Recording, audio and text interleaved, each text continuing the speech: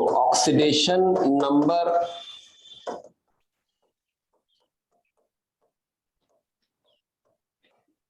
Concept,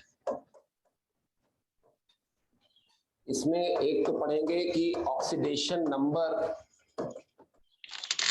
क्या होता है या ऑक्सीडेशन स्टेट।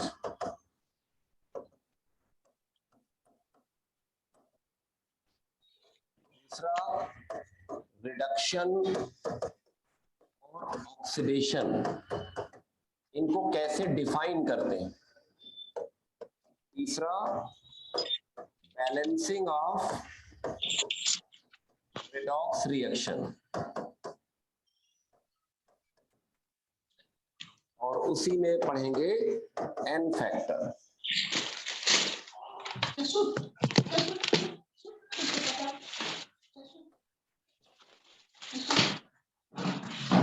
इक्विवेलेंट वेट पढ़ेंगे, नॉर्मलिटी एंड ग्राम इक्विवेलेंट्स। ये इस टॉपिक के कंटेंट है।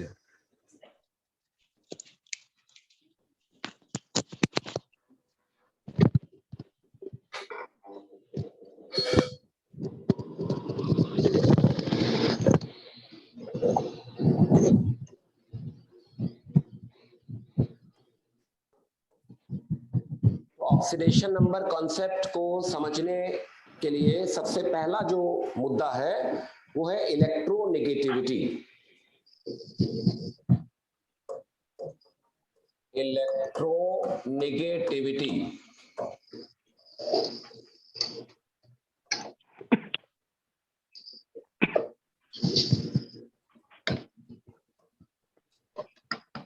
it is the property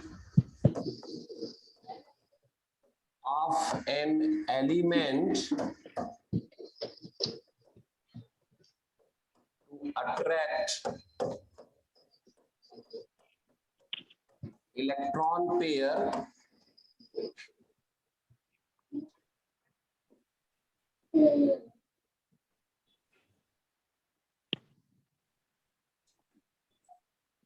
It is a property of an element to attract electron pair towards itself in combined state.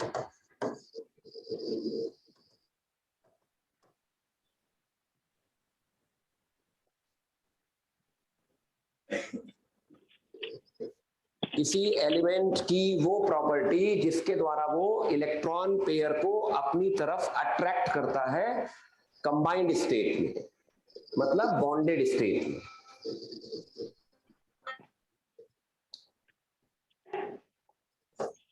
दूसरा पॉइंट लिखें,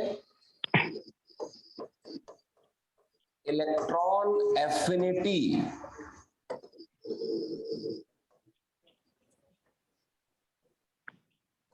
is defined as the amount of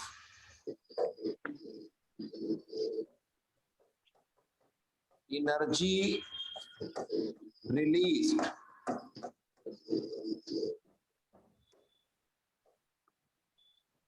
electron affinity is defined as the amount of energy released during the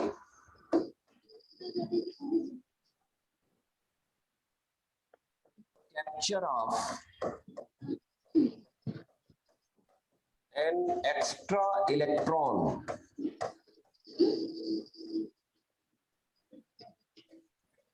Electron affinity is defined as the amount of energy released during the capture of an extra electron by an isolated gaseous atom of the element.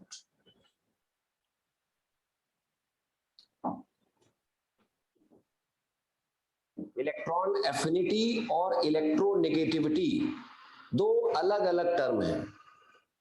Her element की तमाम properties होती हैं, जैसे हर इंसान की तमाम properties होती हैं कि पढ़ सकता है, लिख सकता है, नहा सकता है, खा सकता है, नाच सकता है, खेल सकता है, और भी बहुत सी प्रॉपर्टीज हैं जिनको हम भरी सभा में नहीं बोल सकते।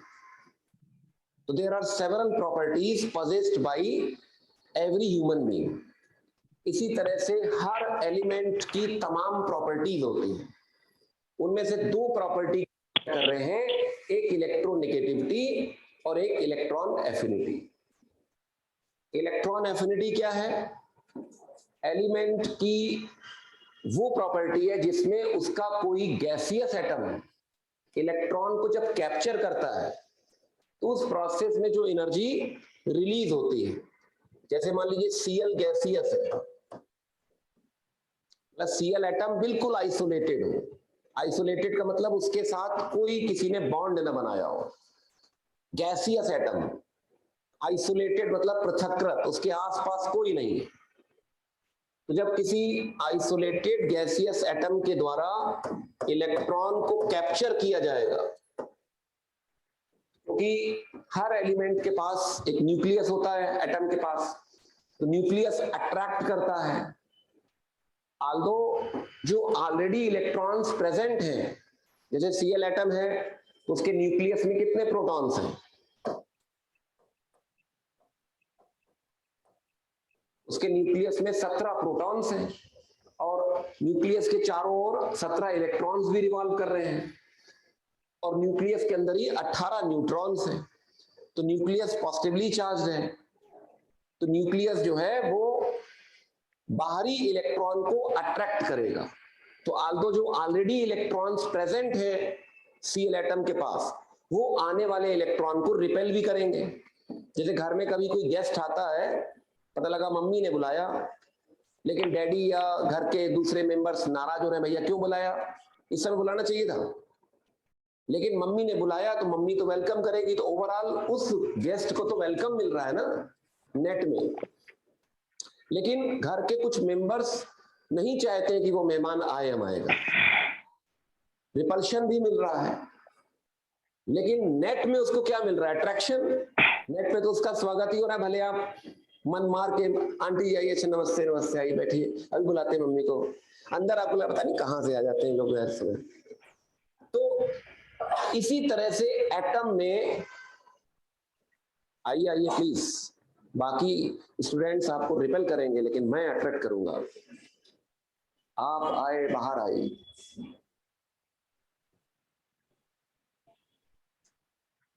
आगे आ जाइए, देखिए कहीं ना कोई वैकेंट ऑर्बिटल दिख रहा है, या आप गर्ल्स लोग थोड़ा और आगे शिफ्ट कर जाइए।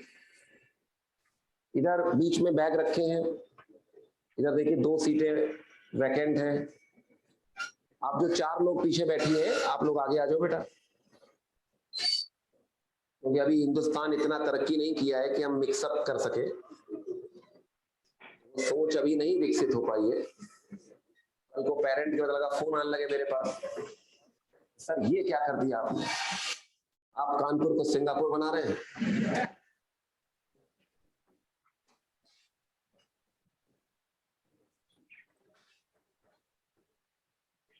तो जैसे घर में कोई गेस्ट आता है तो नेट में उसको वेलकम मिलता है ना।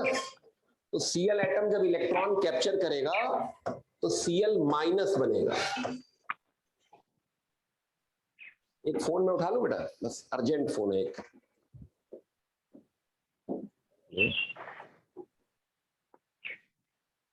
हाँ क्लास चल रही है, 1 बजे।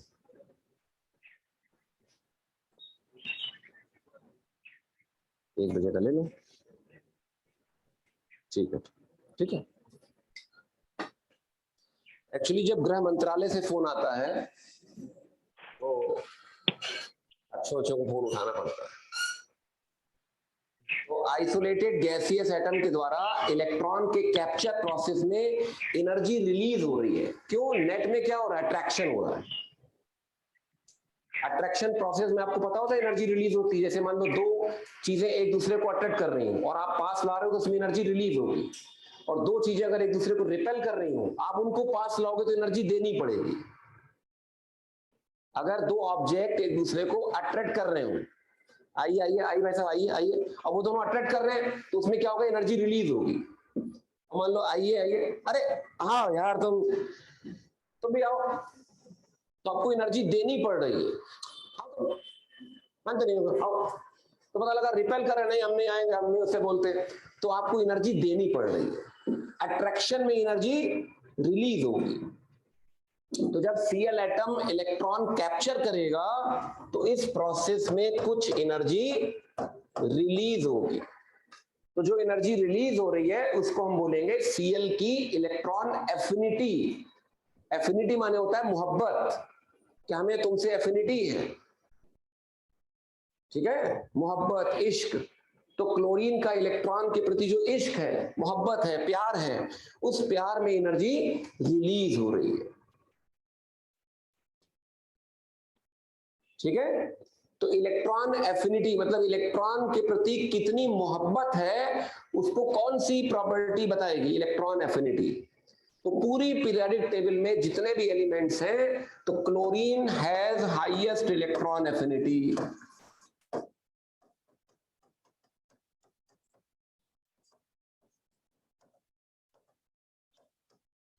क्लोरीन की इलेक्ट्रॉन एफिनिटी सबसे ज्यादा होती है। ये टॉपिक हम लोग पीरियोडिक प्रॉपर्टीज में पढ़ेंगे। ये हमारा टॉपिक, आज का टॉपिक ये नहीं है इलेक्ट्रॉन एफिनिटी। हम बता रहे हैं आपको कि इलेक्ट्रॉन एफिनिटी का क्या मतलब है कि आइसोलेटेड गैसियस एटम के द्वारा इलेक्ट्रॉन को कैप्चर करने के प्रोसेस में, कैप्चर कर लिया, बिल्कुल ले लिया, एनायन बना दिया, ले लिया भैया, उस प्रोसेस में जो एनर्जी रिलीज हुई that is called electron affinity. अब इलेक्ट्रोनेगेटिविटी क्या है, जैसे मान लीजिए HF है, तो H और F के बीच क्या है, बॉन्ड बना है। इस बॉन्ड को बनाने में एक इलेक्ट्रॉन H का इन्वॉल्व है, एक इलेक्ट्रॉन F का इन्वॉल्व है, दोनों का एक एक इलेक्ट्रॉन इन्वॉल्व है। तो जो इलेक्ट्रॉन पेयर होगा उस इलेक्ट्रॉन पेयर को हाइड्रोजन भी कुछ हद तक अपनी ओर अट्रैक्ट करेगा, क्योंकि हर एटम की इलेक्ट्रॉन पेयर को अट्रैक्ट करने की कुछ पावर होती है।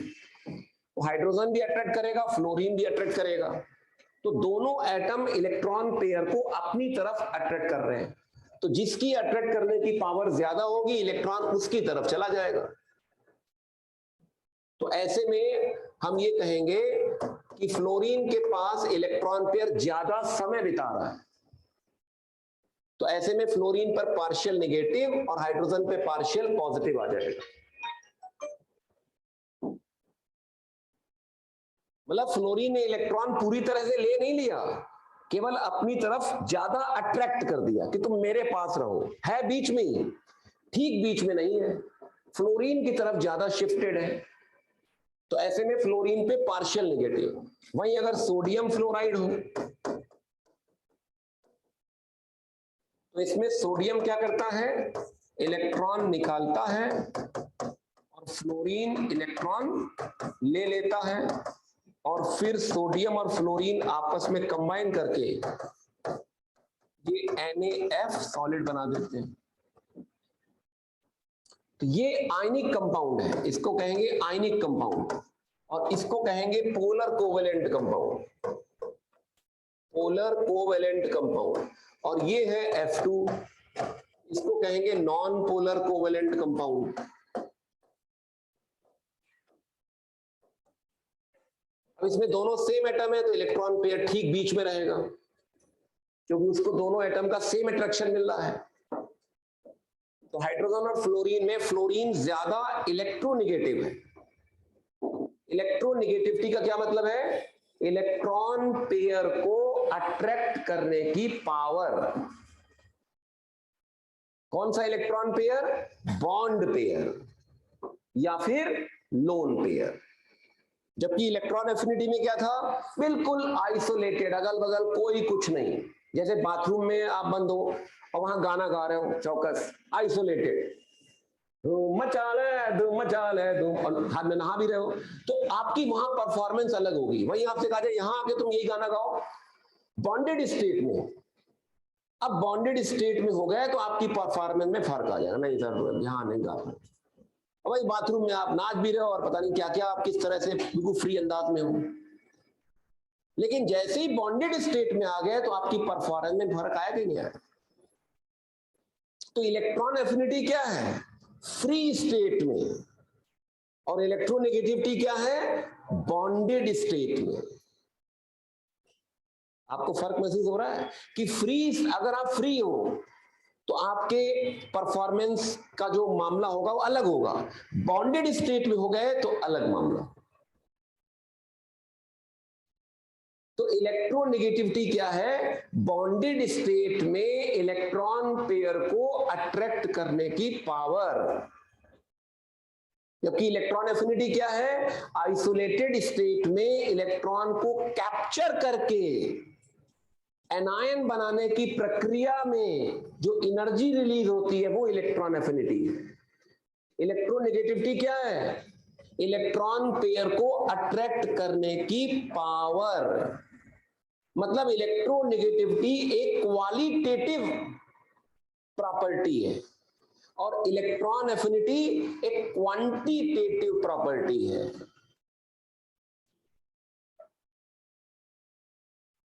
Electron affinity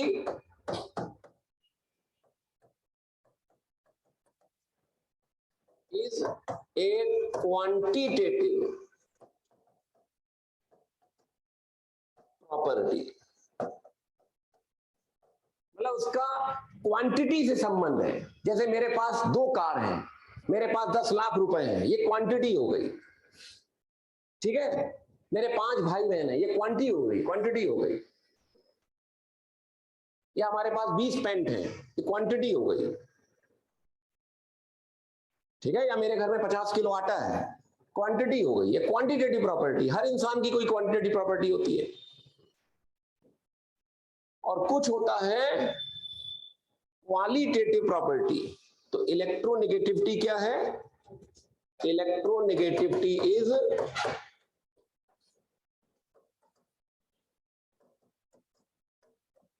qualitative property. Quality एक होता है, क्वालिटी एक होता है क्वांटिटी। क्या आपके पास कितनी कार है, किसी ने कहा मेरे पास 50 कारें हैं, पता लगा कौन सी, नैनो कार है 50। किसी ने कहा मेरे पास 1 कार है, कौन सी है, रोल्स रॉयस। समझ गए। तो क्वालिटी किसके पास बढ़िया है, रोल्स रॉयस 12 करोड़ की गाड़ी है, नैनो 4 लाख की आती है, 50 भी रख लो तो कितने हुए, शायद 2 करोड़ हुए कि 20 करोड़ हुए, 2 करोड़ हुए। तो क्वांटिटी और क्वालिटी में फर्क समझ में आता है। तो इलेक्ट्रोनेगेटिविटी एक क्वालिटेटिव फीचर है, जैसे आपकी सुंदरता, आप कितने गोरे हो, कितने काले हो, आप कितने सुंदर हो, कितने चरित्रवान हो, या कितने काबिल हो, ये क्या है, क्वालिटी। ये तो कहोगे नहीं कि हमें जो है 2.5 किलो केमिस्ट्री आती है, आप कहोगे हमारी केमिस्ट्री बहुत अच्छी है या बहुत खराब है, हमको मैथ्स बहुत अच्छा लगता है, मेरा चरित्र बहुत महान है, हम इधर उधर बिल्कुल नहीं झांकते आते हैं। लेकिन नंबर थोड़ा ना बता पाओगे कि मेरा चरित्र कितना है, आपका चरित्र कितना है, चरित्र कितना, ये आप कितने सुंदर हैं, आप कहोगे हम बहुत सुंदर है या बदसूरत है, ठीक ठाक है, ऐसे ही बोलोगे ना, कोई नंबर थोड़ा ना दे पाओगे कि हमारी सुंदरता 5.5 है। तो क्वालिटेटिव और क्वांटिटेटिव, क्वांटिटेटिव में बाकायदा नंबर आ जाता है और क्वालिटेटिव में पावर आती है। तो इलेक्ट्रोनेगेटिविटी हम लोग को रिलेटिवली देखनी है, ठीक है। जैसे हम यहाँ पे किसी बच्चे कहते हैं यार तुम बहुत ब्रिलियंट हो यार, मतलब रिलेटिवली बाकी बच्चों की तुलना में तुम ब्रिलियंट हो, ऐसा नहीं कि पूरी दुनिया में तुम ही ब्रिलियंट हो गए। तो क्वालिटेटिव का मतलब रिलेटिवली। तो पाउलिंग नाम के साइंटिस्ट ने इलेक्ट्रोनेगेटिविटी को न्यूमेरिकल वैल्यू देने के लिए, इलेक्ट्रोनेगेटिविटी को न्यूमेरिकल वैल्यू देने के लिए पॉलिंग नाम के साइंटिस्ट ने हाइड्रोजन को रेफरेंस मान लिया और एक कॉन्सेप्ट लगाया। पॉलिंग ने एक कॉन्सेप्ट दिया, जैसे तमाम प्रतियोगिताएं होती है विश्व में कि ये विश्व सुंदरी हो गई, तो एक कॉन्सेप्ट बनाया गया कि हम ये तरीके अपनाएंगे, इस तरह के क्वेश्चन पूछेंगे, उसके बाद डिसाइड हो जाएगा भाई तुम विश्व सुंदरी हो गई। ऐसे ही पॉलिंग ने एक कॉन्सेप्ट बनाया और उस कॉन्सेप्ट के आधार पर तमाम एलिमेंट्स की इलेक्ट्रोनेगेटिविटी कैलकुलेट की। वो कॉन्सेप्ट क्या है हम लोग अभी नहीं पढ़ेंगे, थोड़ा मुश्किल है वो, लेकिन उसमें हाइड्रोजन को उन्होंने रेफरेंस मान लिया और उसकी इलेक्ट्रोनेगेटिविटी की वैल्यू रख दी 2.1। आपको बड़ी अजीब सी वैल्यू 2.1, रेफरेंस वैल्यू रखनी थी 0, 1 कुछ ऐसा रखते हैं। 2.1 क्यों रखी? क्योंकि ऐसा रखते ही फ्लोरीन की इलेक्ट्रोनेगेटिविटी 4 आ गई और fluorine is most powerful electronegative element है।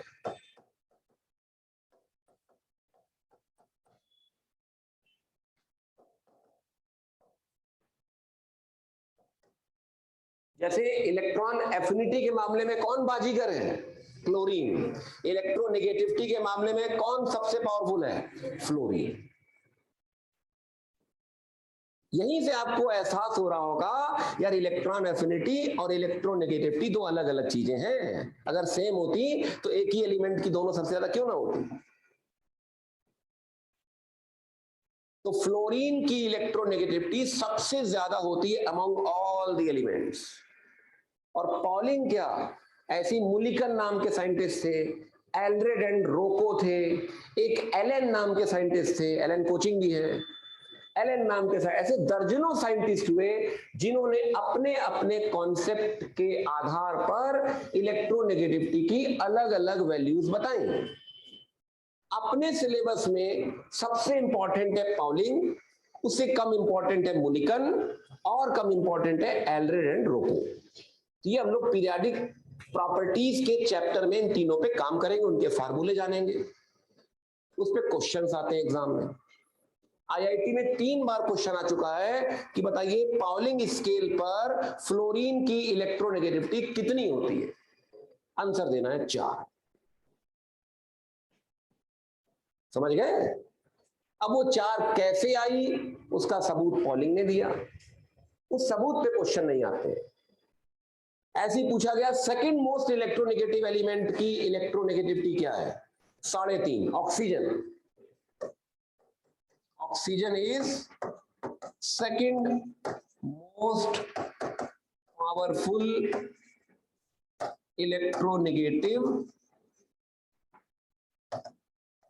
element। ऑक्सीडेशन नंबर चैप्टर में हम लोग को इलेक्ट्रोनेगेटिविटी पर फोकस करना है। इलेक्ट्रॉन एफिनिटी की जरूरत हमारे इस चैप्टर में नहीं पड़ेगी। इलेक्ट्रोनेगेटिविटी ज्यादा इंपॉर्टेंट कॉन्सेप्ट है पूरी केमिस्ट्री के लिए।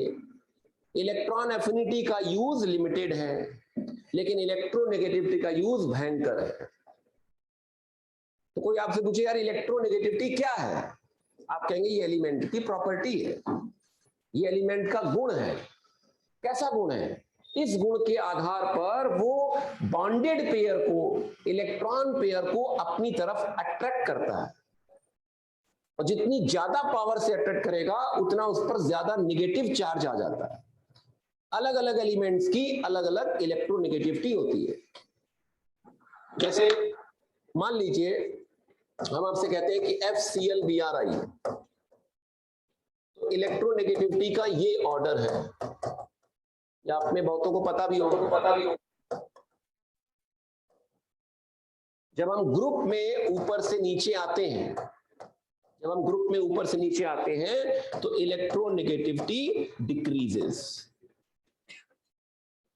जनरली, एक्सेप्शन भी है। ये इलेक्ट्रोनेगेटिविटी आप में से बहुतों को पता होगी। अब मान लीजिए कंपाउंड आ गया BrCl और कंपाउंड आ गया BrI।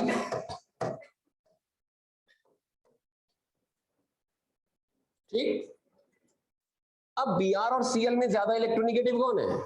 Cl। तो इस पे पार्शियल माइनस, इस पे पार्शियल प्लस। लेकिन बी आर और आई में ज्यादा इलेक्ट्रोनेगेटिव कौन है? B R. तो इस पे पार्शियल माइनस, इस पे पार्शियल प्लस। इससे ये साबित होता है, जैसे आप, जैसे मान लो मैं हूं, मैं किससे अटैच्ड हूं? मैं किससे अटैच्ड हूं? जिस, मान लो मैंने एक बॉन्ड बनाया, सपोज एक बॉन्ड अपने फ्रेंड से बनाया, एक बॉन्ड किसी और के फ्रेंड से बनाया। जब अपने फ्रेंड से बनाया तो हम खुश हो गए, अरे मेरा दोस्त आया, मेरा दोस्त है, बॉम्बे से आया मेरा दोस्त, ठीक। और किसी और के फ्रेंड से बनाया, यही बी आर जब सीएल से बॉन्ड बना रहा है तो पॉजिटिव चार्ज आ रहा है, तो पॉजिटिव चार्ज को आप मान सकते हो खुश हो रहा है। और यही जब आई के साथ बॉन्ड बना रहा है तो निगेटिव चार्ज आ रहा है, मतलब दुखी हो रहा है। तो चार्ज का मतलब भावनाओं से है कि आप जब किसी के साथ बॉन्ड बनाते हो, अपनी मम्मी के साथ बॉन्ड बनाया, फिर आपने अपनी दोस्त की मम्मी के साथ बॉन्ड बनाया, तो दोनों के केस में क्या इमोशन आपके सेम रहेंगे? नहीं सेम रहेंगे, गारंटी है। इंडिया में तो नहीं रहेंगे सेम बराबर, ठीक है।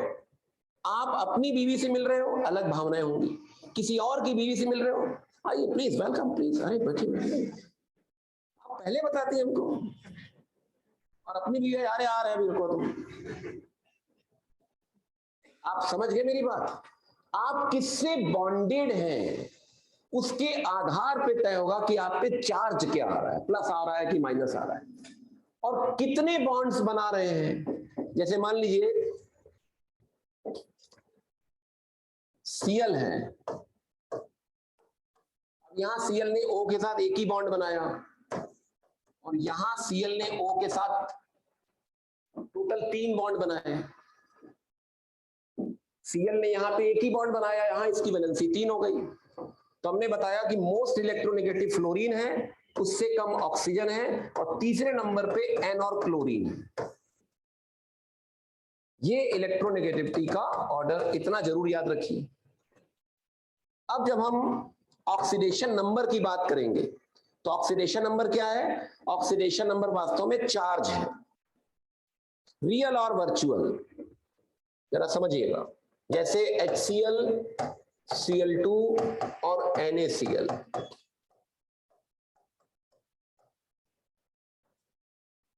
जरा पहला कंपाउंड देखिए, पहले कंपाउंड में Cl पर रियल चार्ज कितना है?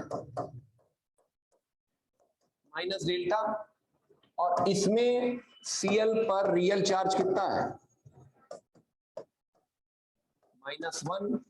और डेल्टा की वैल्यू जो है 0 से 1 के बीच में होती है, डेल्टा मतलब फ्रैक्शन। और यहां पे Cl पर जो रियल चार्ज है वो 0 है। तो what is oxidation number? Oxidation number is defined as the charge, real or virtual, carried by the element in a molecule or ion. Oxidation number is defined as a charge, real or virtual, carried by the element in a molecule or ion.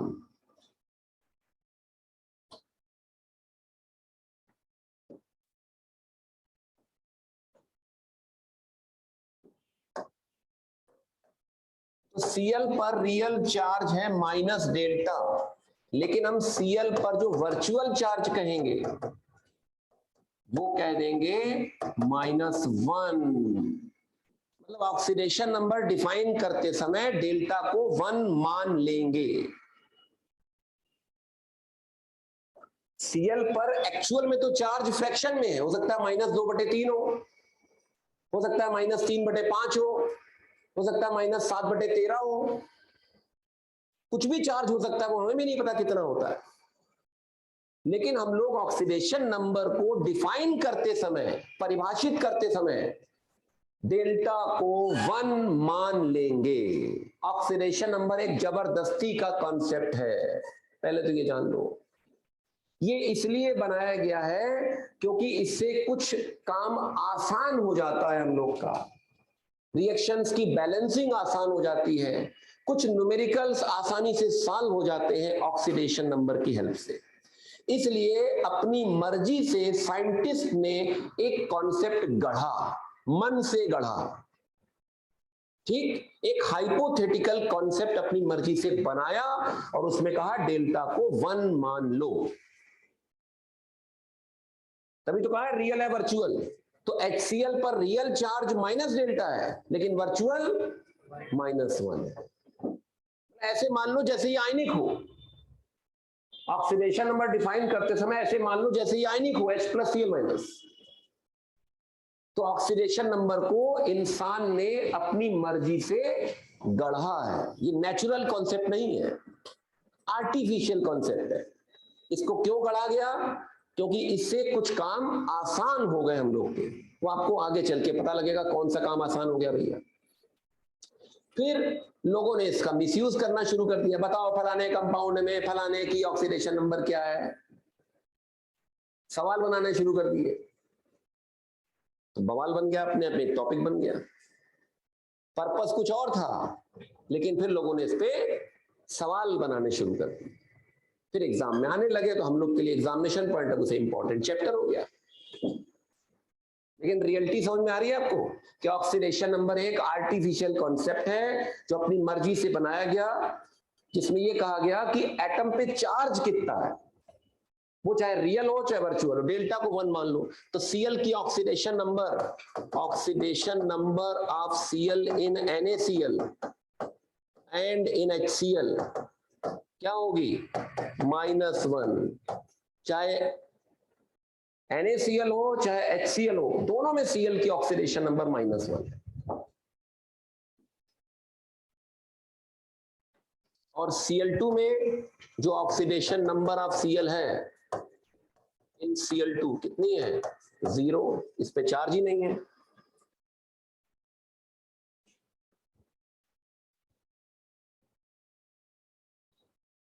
भाई clear होगी बात? तो अब जो मैंने ये 2 compounds लिखे हैं, इसमें Cl की वैलेंसी 1 है, इसमें Cl की वैलेंसी 3 है। यहां पे वैलेंसी ऑफ Cl 1 है और वैलेंसी ऑफ Cl यहां 3 है। तो अब हम लोग डेल्टा वर्ड नहीं यूज करेंगे, अब डेल्टा सिंबल ही यूज नहीं करेंगे। इस बॉन्ड को देखो, कौन ज्यादा इलेक्ट्रोनेगेटिव? O, तो -1 +1। अब डायरेक्ट ऑक्सीडेशन नंबर लिख रहे हैं। इस बॉन्ड को देखो, कौन ज्यादा इलेक्ट्रोनेगेटिव? ऑक्सीजन, तो -1 +1। यानी इसमें ऑक्सीडेशन नंबर Cl की क्या आ गई? +1। अब इसमें देखो, इस बॉन्ड को देखो, -1 +1। इस बॉन्ड को देखो, -1 +1। इस बॉन्ड को देखो, -2 +2।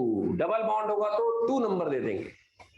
तो इसमें ऑक्सीडेशन नंबर ऑफ Cl क्या हो गई? +3 हो गई।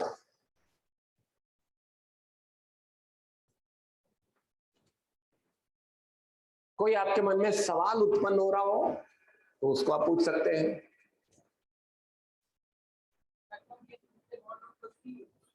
नंबर ऑफ बॉन्ड्स जितने होंगे वो नंबर आपको देना है।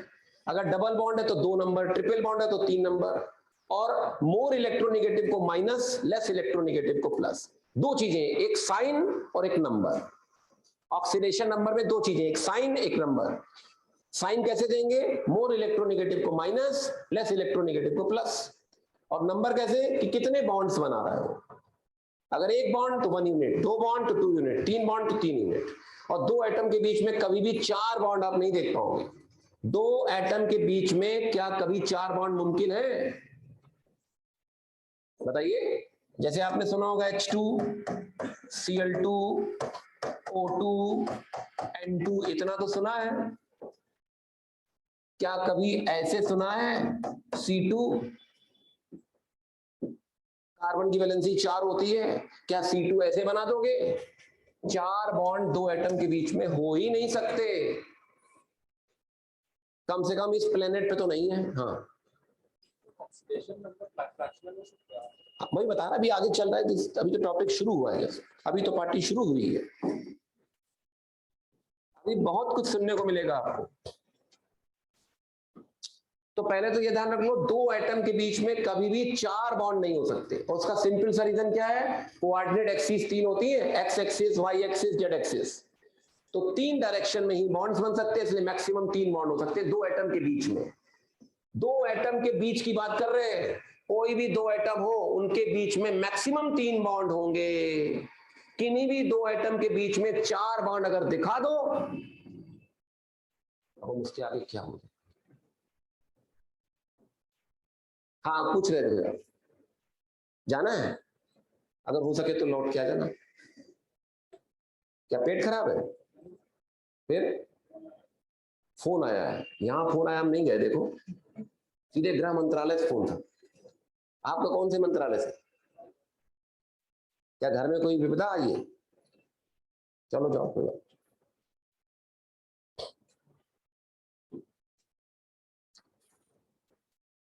अब आगे प्रोसीड करें।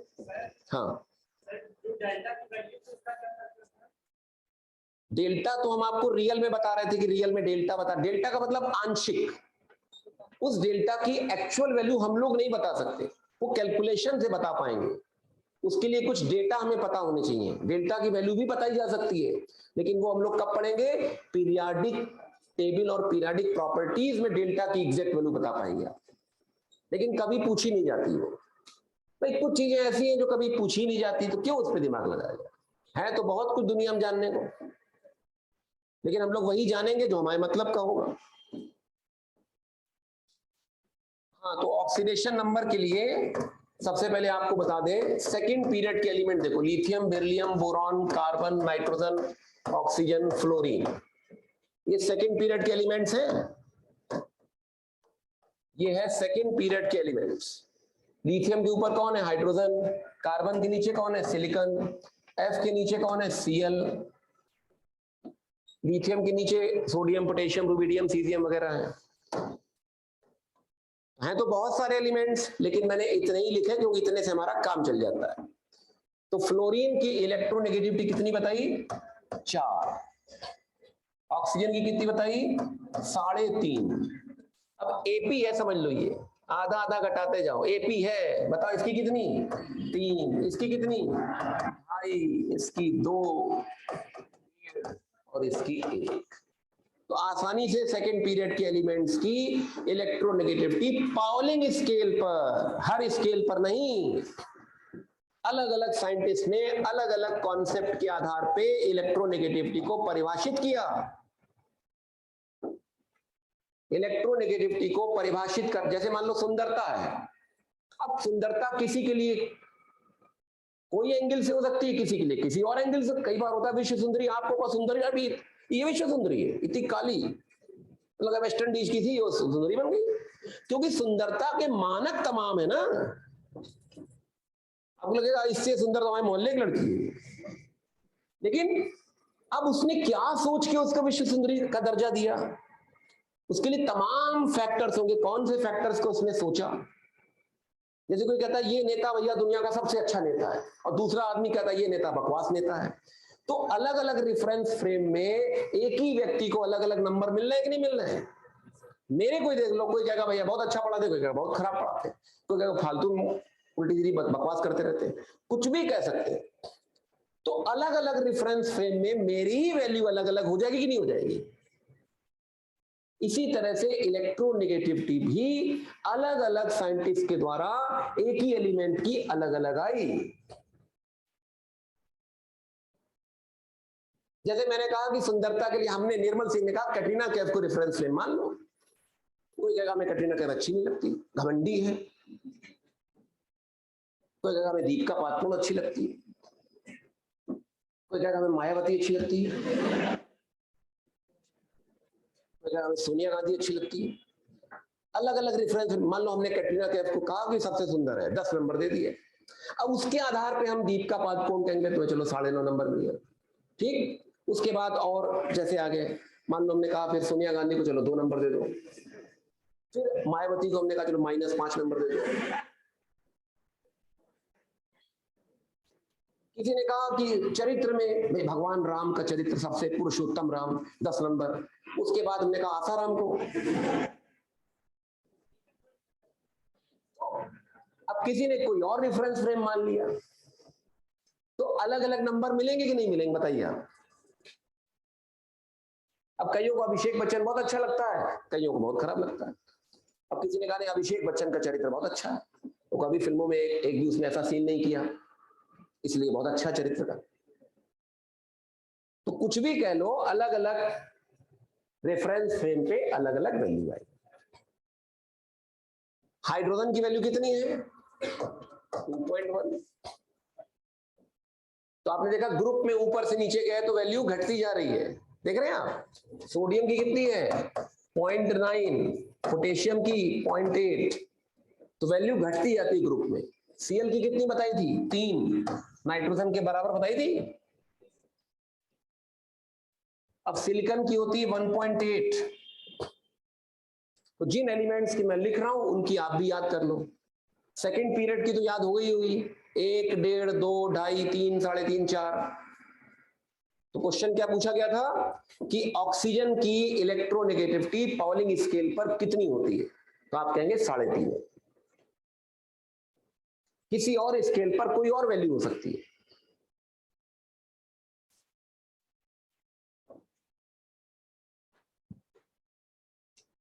हाइड्रोजन को रेफरेंस माना, तो इतना पता होना चाहिए कि पॉलिंग स्केल में किस एलिमेंट को रेफरेंस माना गया है, हाइड्रोजन को, और उसकी वैल्यू 2.1 रखी गई। 2.1 इसीलिए रखी गई ताकि फ्लोरीन जो सबसे धाकड़ी इलेक्ट्रोनेगेटिव है, जिसकी महिमा अपरंपार है इलेक्ट्रोनेगेटिविटी के मामले में, उसकी वैल्यू एक बढ़िया नंबर आ जाए। 4 नंबर एक बढ़िया नंबर लग रहा है, समझ गए? इसीलिए उसको घटिया नंबर दिया गया। रिलेटिव है ना बेटा। अब ये सिलिकॉन क्या है? साई, साई हमेशा पॉजिटिव होते हैं, साई मतलब साई भगवान। B positive. बोरॉन और हाइड्रोजन में बताओ, हाइड्रोजन ही तो रेफरेंस है। बोरॉन और हाइड्रोजन में कौन ज्यादा इलेक्ट्रोनेगेटिव है? हाइड्रोजन, मतलब बोरॉन इलेक्ट्रो पॉजिटिव है। साई और हाइड्रोजन में हाइड्रोजन ज्यादा इलेक्ट्रोनेगेटिव, मतलब साई पॉजिटिव है। याद रहेगा आपको।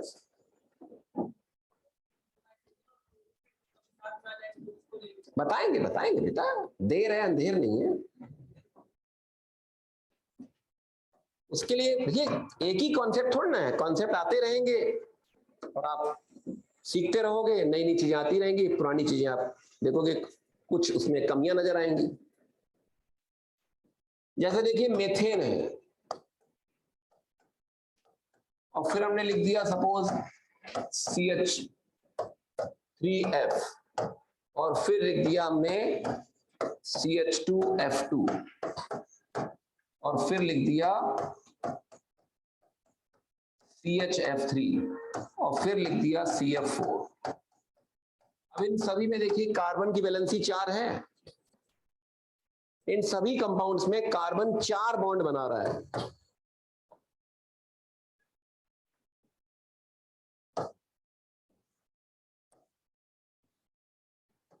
लेकिन सब में कार्बन की ऑक्सीडेशन नंबर सेम नहीं होगी।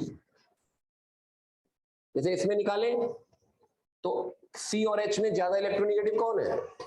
तो इलेक्ट्रोनेगेटिविटी का ये ऑर्डर है।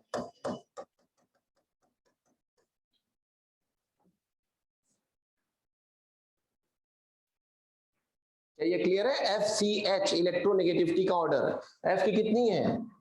4 है, इसकी 2.5 है, इसकी 2.1 है। तो इसमें देखिए क्या लिखेंगे? -1 + 1, -1 + 1, -1 + 1, -1 + 1। तो कार्बन की ऑक्सीडेशन नंबर क्या आ गई? -4 आ गई।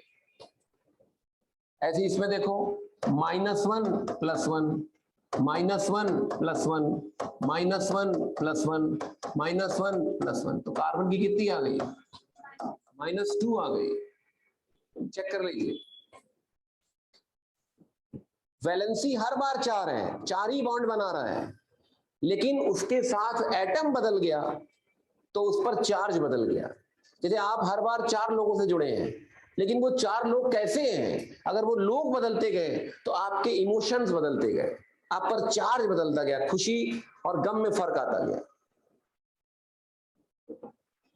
अब इसमें देखिए, इस बॉन्ड को देखें, इसको तो -1 + 1 -1 + 1, और इसको देखें तो -1 + 1 -1 + 1, तो कितनी आ गई?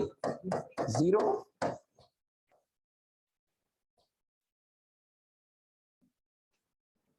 कभी ऑक्सीडेशन और -4, कभी -2, फिर 0 आ गई। इसमें देखो -1 + 1 -1 + 1 -1 + 1, और इसमें -1 + 1, तो कितनी आ गई? +2 आ गई।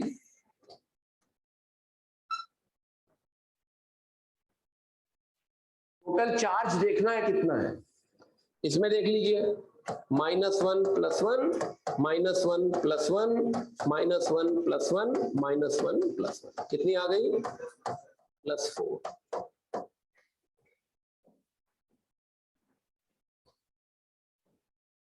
तो कार्बन की ऑक्सीडेशन नंबर -4 -2 0 +2 +4, यानी एक ही एलिमेंट की वैलेंसी 4 होने के बावजूद, सेम होने के बावजूद, ऑक्सीडेशन नंबर अलग अलग कंपाउंड्स में अलग अलग होंगे।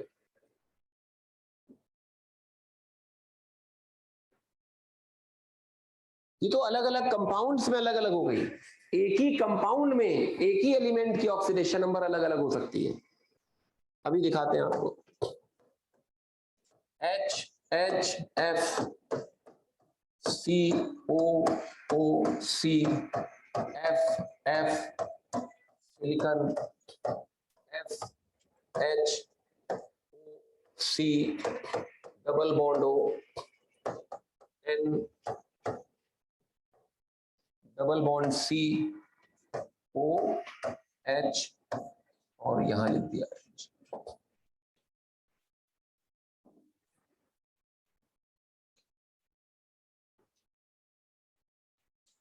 तो आप सब लोग इतना तो जानते हो कि कार्बन की वैलेंसी 4 होती है, ऑक्सीजन की 2 होती है, नाइट्रोजन की 3 होती है, हाइड्रोजन की 1, फ्लोरीन की 1, सिलिकॉन की 4 होती है।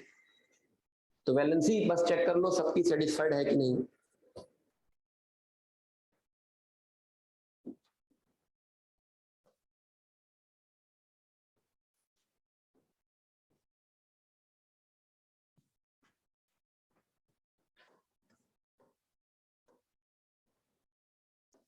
तो इनमें आप हर एलिमेंट की ऑक्सीडेशन नंबर कैलकुलेट करिए, जो तरीका आपको बताया है। तरीका क्या बताया है? हर बॉन्ड को आपने देखना है, हर बॉन्ड को देखिए, जितने बॉन्ड नजर आए, और उस बॉन्ड में जो ज्यादा इलेक्ट्रोनेगेटिव हो उसको माइनस, कम इलेक्ट्रोनेगेटिव को प्लस, नंबर ऑफ बॉन्ड्स के आधार पे नंबर दे दो। सिंगल बॉन्ड है तो 1, डबल बॉन्ड है तो 2, ट्रिपल बॉन्ड है तो 3।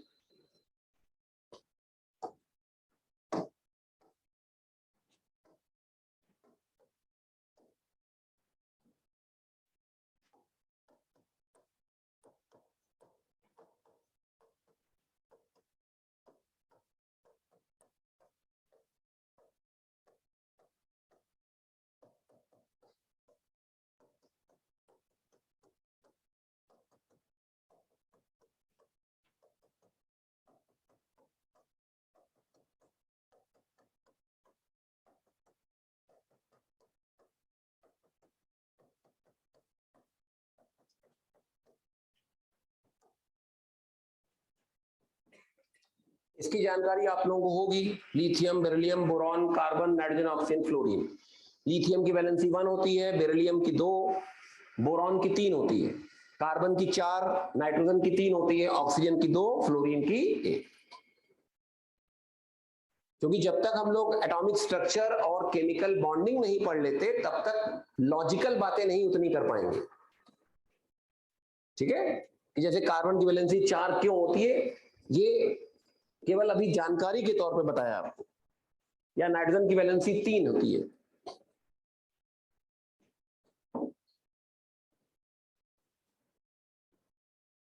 तो आप इस स्ट्रक्चर में क्या देखेंगे, हर एलिमेंट की वैलेंसी सेटिस्फाइड है कि नहीं। और उसके बाद हर बॉन्ड को देखते चलिए और चार्ज आप असाइन करते चलो। चार्ज असाइन करने के बाद जितने भी कार्बन है उनकी ऑक्सीडेशन नंबर देखो क्या क्या आ रही है। तो कार्बन इसमें 1 2 3 4 कार्बन है।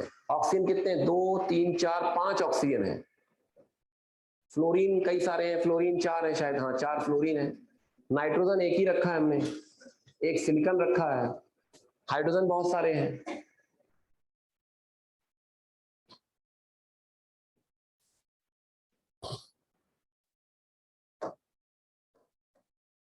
इस बॉन्ड को अगर देखेंगे तो -1 + 1 -1 + 1 -1 + 1। फिर इस बॉन्ड को देखें तो -1 + 1। इस बॉन्ड को 0 0 सेम एटम है। फिर इस बॉन्ड को देखें -1 + 1। इस बॉन्ड को देखें -1 + 1 -1 + 1 -1 + 1। फिर इस बॉन्ड को देखें -1 + 1 -1 + 1 -1 + 1। इस बॉन्ड को देखें -1 + 1। इसको देखें -2 + 2 -1 + 1। इसको देखें -2 + 2। इसको देखें -1 + 1। इसको देखें -1 + 1 -1 + 1।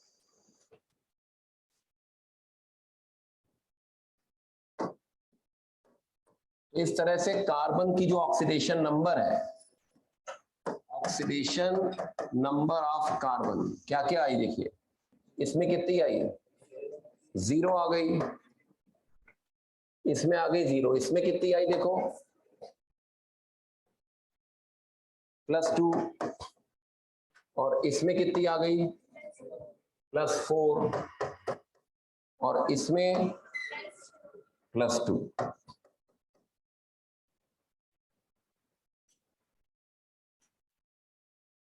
और ऑक्सीडेशन नंबर ऑफ ऑक्सीजन देखिए, यहां पे कितनी है, -1 -1। इधर कितनी है, -2 -2। और इधर भी -2।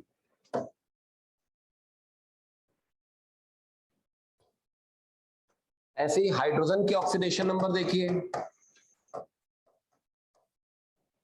यहां कितनी है, +1 +1।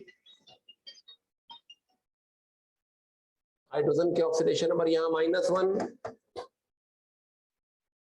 +1 +1। छूट तो नहीं गया। बाकी फ्लोरीन की हर जगह -1 है। नाइट्रोजन एक ही जगह है, उसकी -3 है। फ्लोरीन की हर जगह -1 है। नाइट्रोजन एक ही जगह है, उसकी -3 है।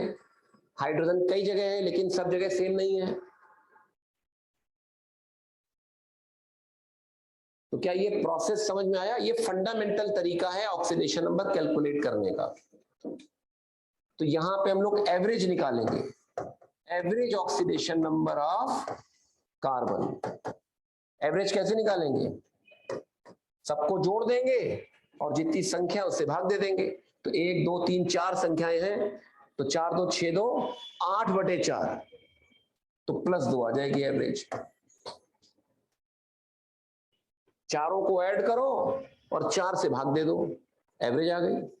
इसी तरह से ऑक्सीजन की एवरेज देखो, average oxidation number of oxygen, तो -6 -2 -8/5 आएगी।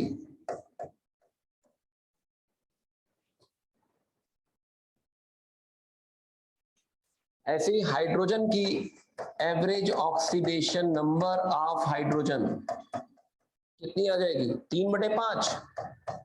चेक करिए,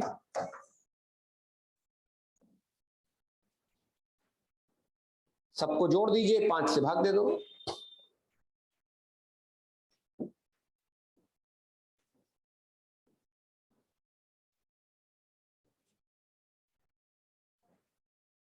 क्या कह रहे हैं? किसकी कह रहे हैं? सिलिकॉन की। सिलिकॉन की +4 है। सिलिकॉन कार्बन से भी कम इलेक्ट्रोनेगेटिव है, F से भी, H से भी, O से भी। सिलिकॉन के साथ जो 4 एलिमेंट अटैच्ड है वो चारों सिलिकॉन से ज्यादा इलेक्ट्रोनेगेटिव है। तो सिलिकॉन कम इलेक्ट्रोनेगेटिव है, कम इलेक्ट्रोनेगेटिव पे प्लस आएगा। अभी भी डाउट है कोई? तो वैसे इन जनरल आप याद भी रख सकते हो कि सिलिकॉन की हमेशा +4 होती है, फ्लोरीन की हमेशा -1 होती है। कुछ एलिमेंट्स ऐसे हैं जिनकी ऑक्सीडेशन नंबर कभी चेंज नहीं होती है। जैसे कुछ लोग होते हैं ना, उनके साथ कोई भी व्यक्ति जुड़ जाए उनका व्यवहार एक जैसा रहता है, चाहे उनके साथ गरीब व्यक्ति जुड़े चाहे अमीर व्यक्ति जुड़े, उसके व्यवहार। कई लोग ऐसे होते हैं सिद्धांतवादी, कई लोग होते नहीं, गरीब के साथ अलग व्यवहार, अमीर के साथ अलग व्यवहार। जैसे फ्लोरीन है, फ्लोरीन की ऑक्सीडेशन नंबर हमेशा -1 होती है। दुनिया कोई भी कंपाउंड उठा लो फ्लोरीन का, उसमें -1 होगी। ऐसे सिलिकॉन की बहुत रेयर केस में माइनस होगी। कौन से रेयर केस है बताएंगे आपको, लेकिन जनरली +4 होती है। तो अभी हम लोग रूल्स लिखेंगे। पहले ये फंडामेंटल कॉन्सेप्ट क्लियर हो गया। अब जरा ये वैलेंसी वाला चार्ट ध्यान से देखिए।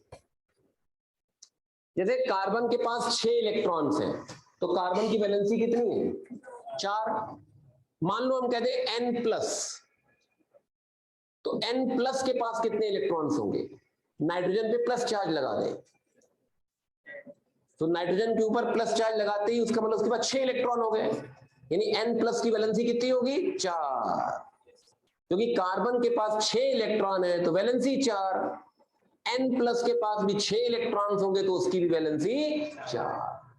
ये काम चलाऊ तरीका है वैलेंसी सीखने का। एक्चुअल तरीका तो केमिकल बॉन्डिंग में पढ़ेंगे, लेकिन अभी केमिकल बॉन्डिंग शुरू होने में समय है, क्योंकि केमिकल बॉन्डिंग के लिए थोड़ा सा आपको कुछ बेसिक्स पढ़ने होते हैं। जैसे कुछ तो आपको केमिस्ट्री समझ में आया, जैसे मोल कंसेप्ट पढ़ा, कुछ समझ में आया, वैसे ऑक्सीडेशन नंबर पढ़ रहे हैं, कुछ आइडिया लगेगा क्या होता क्या आखिर इसमें।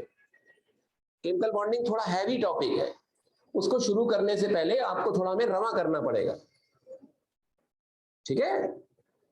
तो जैसे हम कहते हैं N-, तो N- की वैलेंसी कितनी होगी? अब N- के पास कितने इलेक्ट्रॉन्स हैं? 8, और 8 इलेक्ट्रॉन वाली वैलेंसी 2 है, यानी N- की 2 हो गई। मान लो C+ कह दें, तो C+ की वैलेंसी कितनी होगी? 3। C- की बताओ? C- की भी 3। बताओ B+ की? B- की 4। B- की वैलेंसी 4 हो जाएगी। O+ की? O+ की वैलेंसी 3 है ना, और O- की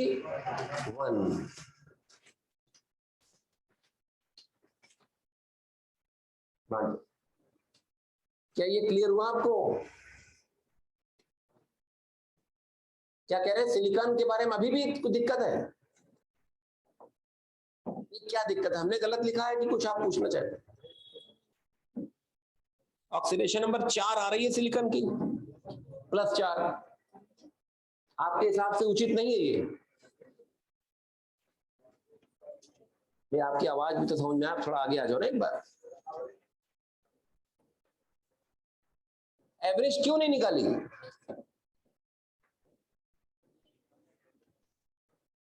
आप यार 11th पास हो, एवरेज कब निकाला जाता है?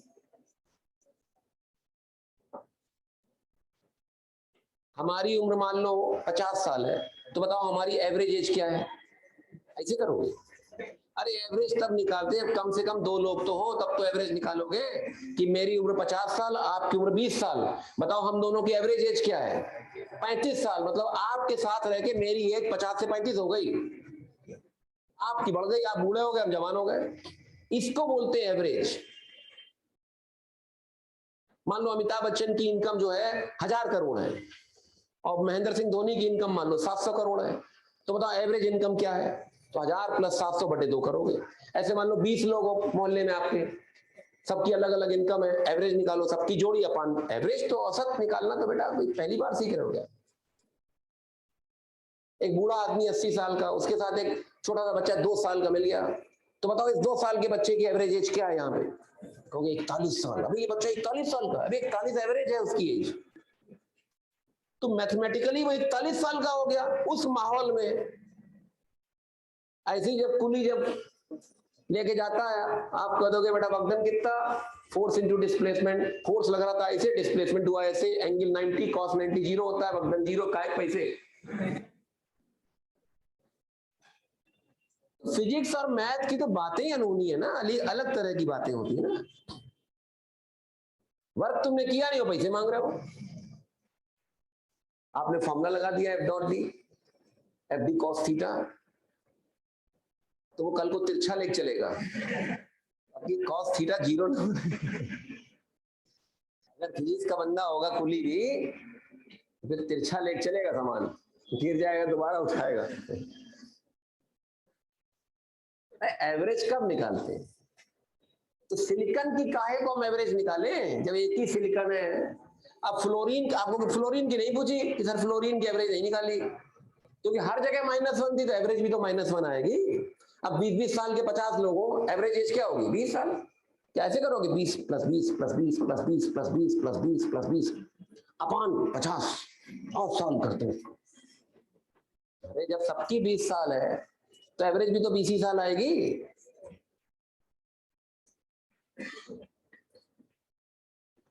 एवरेज तब निकालते हैं जब एक से ज्यादा हो और वेरिएशन हो। तो सिलिकॉन की +4 है, फ्लोरीन की -1 है, बाकी सबकी एवरेज निकाल ली। नाइट्रोजन की भी एवरेज नहीं निकाली क्योंकि एक ही था वो, एवरेज क्या निकालेंगे, है ना। जैसे मुझे तुम्हारी साली का नाम बताओ, शादी नहीं हुई है, तो डिफाइंड नहीं है ना उसके लिए। अपने सांडू का नाम बताओ, अरे सांडू तब बनता है जब शादी होती है, तो सांडू की डेफिनेशन ही कईयों को नहीं मालूम होगी। What are sandus? तो ऐसे लोग जो एक ही परिवार के द्वारा लूटे गए हों, ये है डेफिनेशन सांडू की।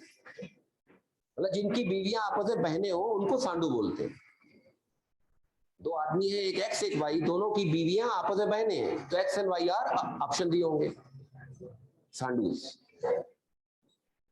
आपके भतीजे बताओ, हाँ आपका भतीजा हो सकता है, आपका मामा हो सकता है, लेकिन आपका सांडू नहीं हो सकता इस समय। उसके लिए 8-10 साल वेट करना पड़ेगा। जल्दी है तो गांव चले जाओ, पापा हमको सांडू चाहिए।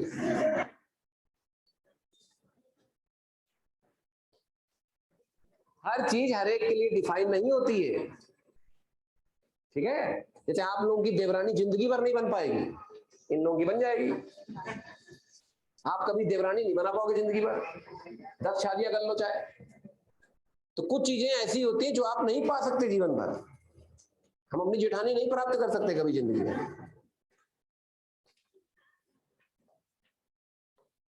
Everything is not defined for everywhere. आगे प्रोसीड करें। अच्छा, अब आप लिखिए rules. Rules for calculation of oxidation number. Oxidation number calculate करने के लिए जो रूल्स है, पहला रूल लिखिए, oxidation number of fluorine is always -1। दूसरा, oxidation number of alkali metals, lithium, sodium, potassium, rubidium, caesium, francium is always +1. Oxidation number of alkaline earth metals,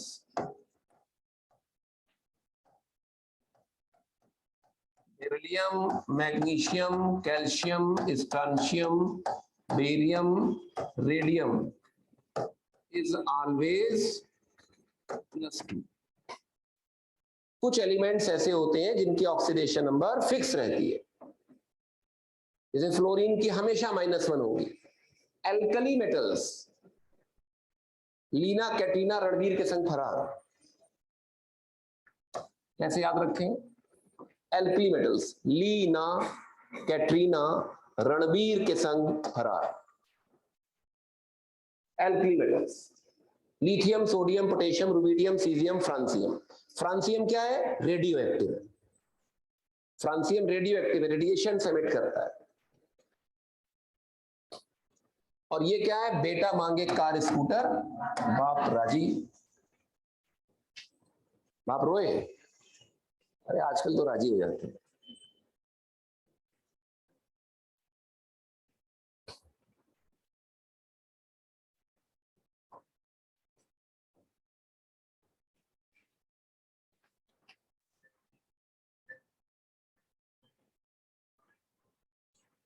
चौथा rule लिखें, the algebraic sum of oxidation number of all the elements in a compound is 0.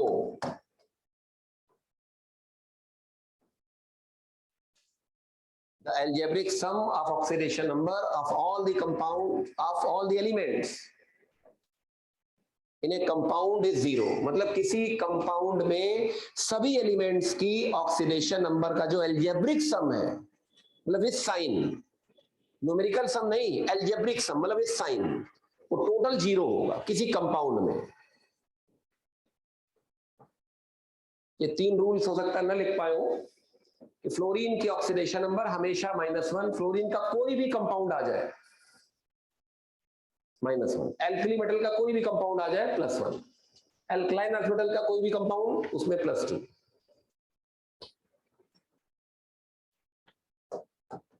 The oxidation number of an element in its free state is 0।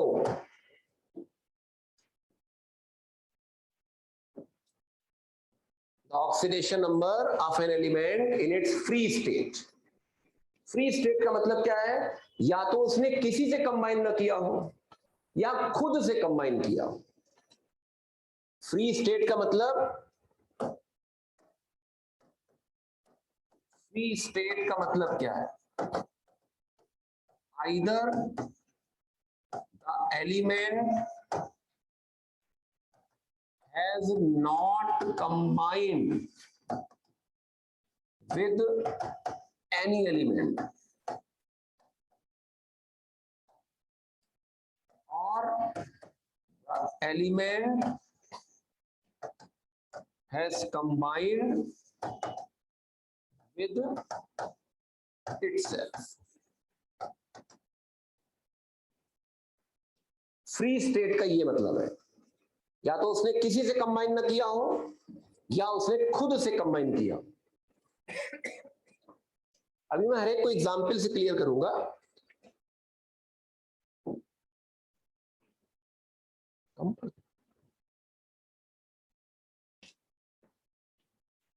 कितनी? चलो 6 कम पड़ गए। Algebraic का मतलब होता है विद साइन, एक होता है न्यूमेरिकल सम। अभी आप देखिए कितने मैंने एग्जाम्पल कराए थे, जैसे ये देखिए, अब इसमें सबका सम अगर करो, +1 +1 -1 +1 -1 -1 +1 -1 सबको जोड़ते ले जाओ जो साइन है विद साइन। एक होती है न्यूमेरिकल वैल्यू, जैसे हम कहें कि नाइट्रोजन के ऑक्सीडेशन नंबर की न्यूमेरिकल वैल्यू क्या है, कहोगे 3, लेकिन ऑक्सीडेशन नंबर तो -3 है ना, तो न्यूमेरिकल वैल्यू ऐड करनी नहीं है, एल्जेब्रिक सम। एल्जेब्रिक का मतलब विद साइन, और वो ऑब्वियस है कंपाउंड में 0 होगा, कुछ की माइनस होगी तो कुछ की प्लस होगी, तो माइनस और प्लस का सम तो 0 आ जाएगा ना बेटा।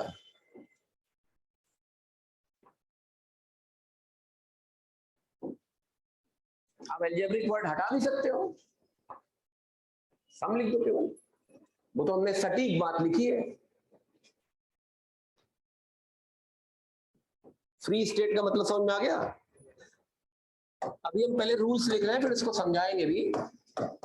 Oxidation number of hydrogen in most of its compounds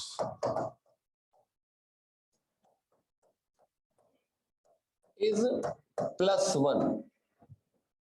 hydrogen की जो ऑक्सीडेशन नंबर है मोस्ट ऑफ इट्स कंपाउंड्स में +1 होगी, क्योंकि आपको शायद पता होगा कि जो ग्रुप फर्स्ट ए है जिसमें lithium, sodium, potassium, rubidium, caesium, francium है, इसी ग्रुप में हाइड्रोजन को रखा गया है। तो एल्कली मेटल की जब +1 है तो हाइड्रोजन की भी +1 है। लेकिन हाइड्रोजन के बारे में आपने सुना होगा कि इसको हैलोजन फैमिली में भी रखा गया है, इसकी पोजीशन विवादित है, और जैसे ही हैलोजन में रख दोगे तो इसकी -1 हो जाएगी। तो बट इन हाइड्राइड्स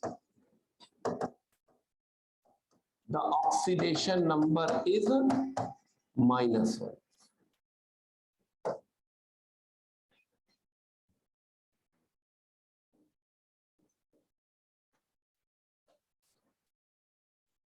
अभी इसको हम एक्सप्लेन करेंगे विद एग्जांपल्स, केवल अभी रूल लिख रहे हैं, रूल के लिखने की प्रक्रिया को नहीं ब्रेक कर रहे हैं। एक बार रूल लिख लें, फिर एग्जांपल्स हर एक के बारे में बताएंगे आप।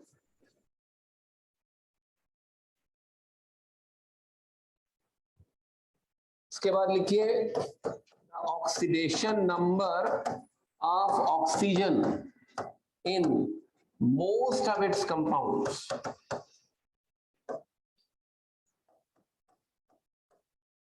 इज -2। ज्यादातर कंपाउंड्स में उसकी ऑक्सीडेशन नंबर -2 होगी, but in पेरोक्साइड्स it is -1, in superoxides it is -0.5, in ozonides it is -1/3, in OF2 it is +2, in O2F2 it is +1।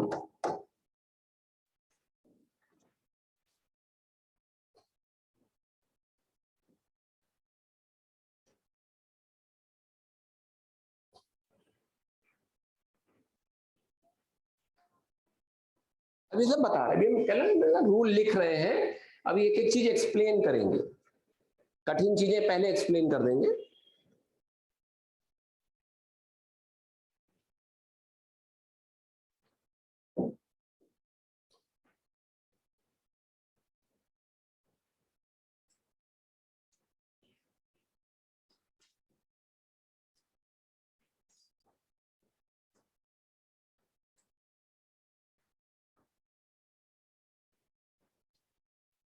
Fluorine की हमेशा -1 है, एल्कली मेटल्स की हमेशा +1, एल्कलाइन अर्थ मेटल्स की, alkaline earth metals beryllium, magnesium, calcium, स्ट्रांशियम, barium, radium, उनकी +2, hydrogen की generally +1 लेकिन hydride से -1, ऑक्सीजन की जनरली -2 लेकिन और भी केसेस हैं।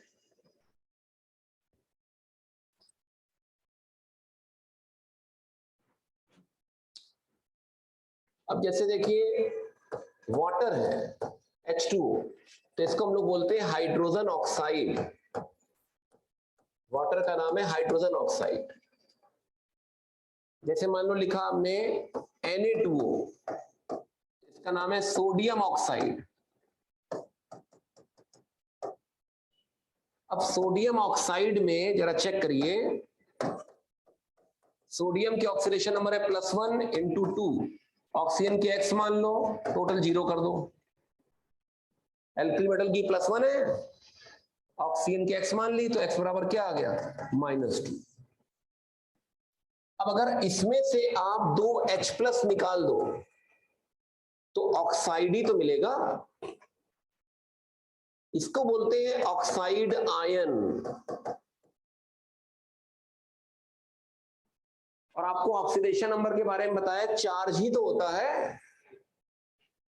तो ऑक्सीजन की ऑक्सीडेशन नंबर कितनी हो गई? चार्ज के बराबर है। What is oxidation number? Charge. Charge कितना है? -2।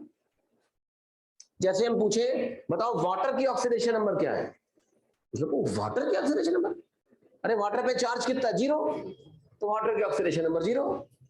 लेकिन अगर हम कहें वाटर में ऑक्सीजन की ऑक्सीडेशन नंबर क्या है, तो -2। स्ट्रक्चर पता है तो हम लोग रूल लगा सकते हैं, -1 +1 -1 +1, वही इलेक्ट्रोनेगेटिविटी वाला जो रूल है। अब जैसे हाइड्रोजन परऑक्साइड है, ये होता है हाइड्रोजन परऑक्साइड। अब इसमें इलेक्ट्रोनेगेटिविटी के आधार पे देखो, -1 +1 -1 +1, तो हाइड्रोजन परऑक्साइड, इसमें से अगर 2H+ निकाल दोगे तो परऑक्साइड आयन मिलेगा। तो O2 2- इसको बोलते हैं परऑक्साइड आयन। देखिए O2 और टोटल चार्ज 2-। तो परऑक्साइड में ऑक्सीजन की ऑक्सीडेशन नंबर कितनी दिख रही है?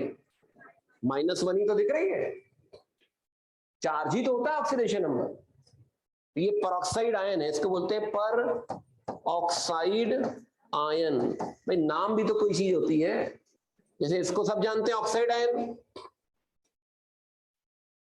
ऐसे इसका नाम परऑक्साइड आयन है। तो परऑक्साइड्स जो होंगे उनमें ऑक्सीडेशन नंबर -1 होगी।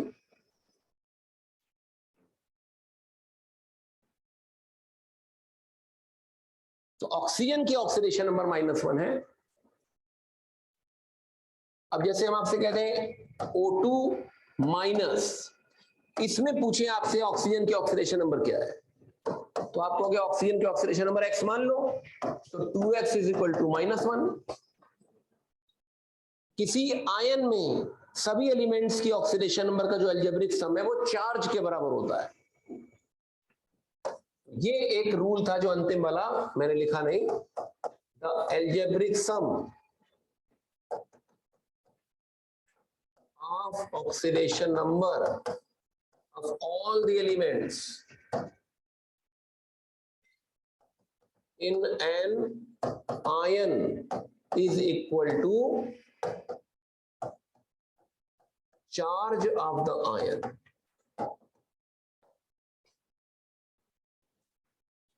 किसी आयन में, चाहे वो कैटायन हो चाहे एनायन हो, किसी आयन में सभी एलिमेंट्स की ऑक्सीडेशन नंबर का जो अलजेब्रिक सम है वो चार्ज के बराबर होगा।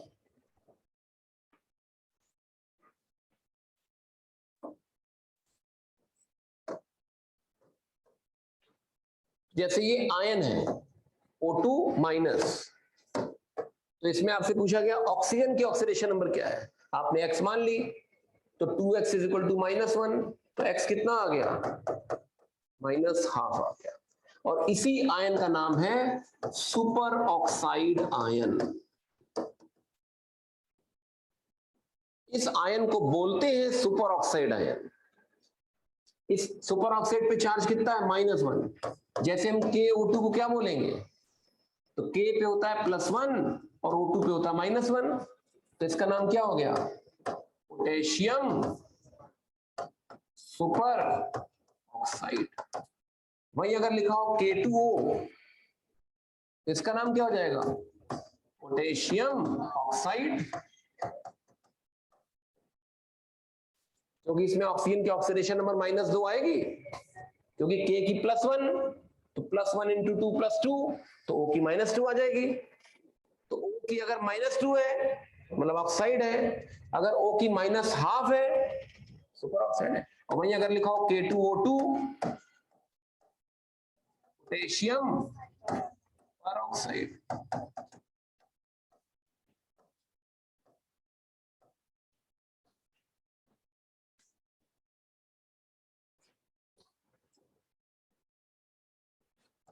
इसी तरह से आपने इसका नाम सुना होगा O3 का, ओजोन बोलते हैं। O3 को बोलते हैं ओजोन। तो अगर O3 पर हम माइनस चार्ज लगा दें तो इसका नाम क्या हो जाएगा? Ozonide ion. ये वाला आयन बहुत कम लोग जानते होंगे पहले से, बहुत सारे आयन आप पहले से जानते हो। जैसे हमने कहा मान लो लिखो क्लोराइड आयन, तुरंत लिख लोगे Cl minus, sulphate ion SO4 2 minus, phosphate ion PO4 3 minus. तो बहुत सारे आयन आप जानते हो पहले से। अमोनियम आयन NH4 प्लस, तो कई सारे आयन आप पहले से जानते हैं, जैसे chloride, bromide, iodide, oxide, cyanide, sulphate, sulphide, phosphate, nitrate, nitrite, nitride, azide, इन सब के नाम लिखो। हर आयन के आगे आप नाम लिखिए, जिनके जानते हो उनके लिखो ना, हम तो लिखेंगे अभी।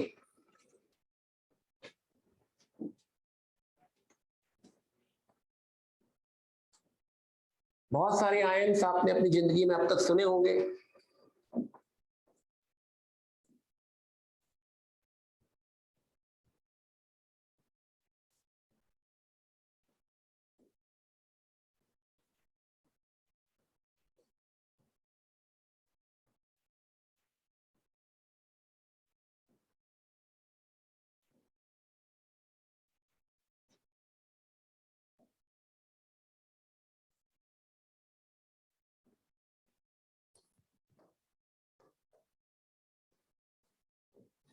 कुछ लोगों ने हो सकता है बिल्कुल ना सुन रखा हो, भाई वो तो आपकी पढ़ाई पे निर्भर करता है कि आपने 10th 11th में कितना पढ़ा है, 9th में कितना पढ़ा। ये छोटी छोटी क्लासेस में आजकल इनके नाम बताए जाते हैं।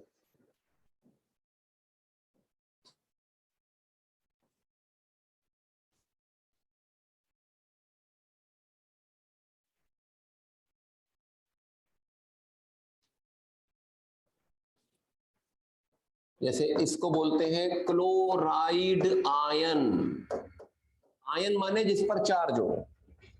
ये हो गया ब्रोमाइड आयन, ये हो गया आयोडाइड आयन, ये हो गया ऑक्साइड आयन, ये हो गया साइनाइड आयन, ये हो गया सल्फेट आयन,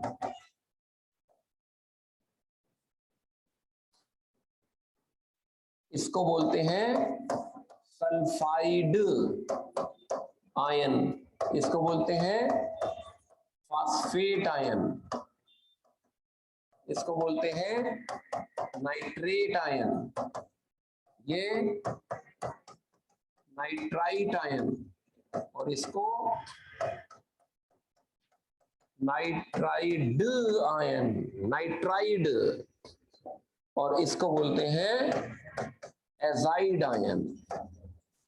दोनों में फर्क देखिएगा, नाइट्राइड आयन में चार्ज है 3 माइनस और अजाइड आयन में चार्ज है 1 माइनस।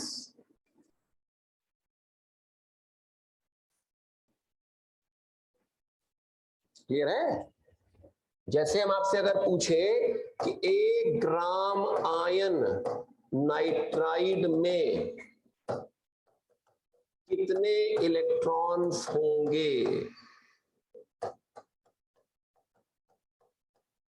1 ग्राम आयन नाइट्राइड में कितने इलेक्ट्रॉन्स होंगे, सोच समझ के बताना। मोल कंसेप्ट पढ़ चुके हो।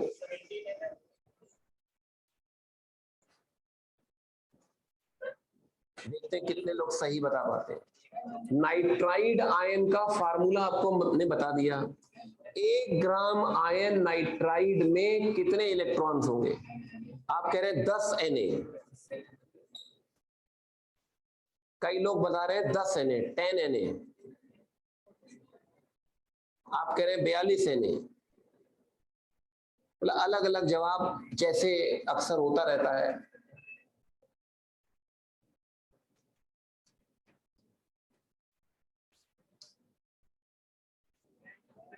Na/14, वाह बिल्कुल अलग आंसर। Na/7, Na/46, ये तो ऐसे लग रहा है कि बोली लगाई जा रही है, कहीं पर प्लॉट बिक रहे हैं।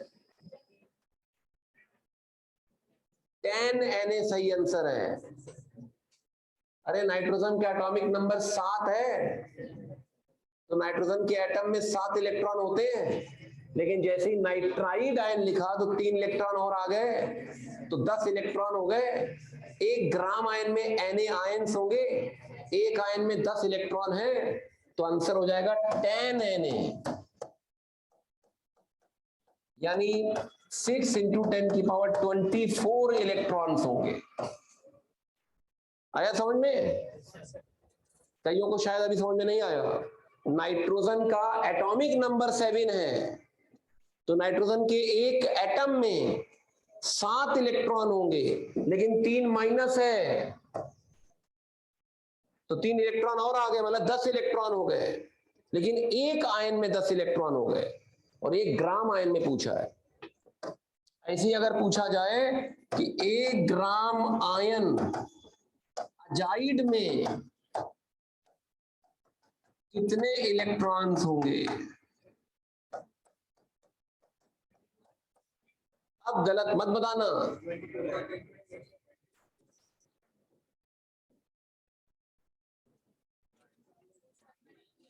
1 ग्राम आयन नाइट्राइड और 1 gram ion azide. What is azide ion? N3 minus. What is nitride ion? N3 minus. कैसे बोलना है आपको? What is nitride ion? N3 minus. What is azide ion? N3 minus. कहां रुकना है, ये नहीं कि N3 माइनस। क्या क्या? निर्मल सिंह मेरा नाम है, तो क्या निर्मल सिंह। अब नाम कैसे बोलना है? निर्मल सिंह, ऐसे बोलना नाम।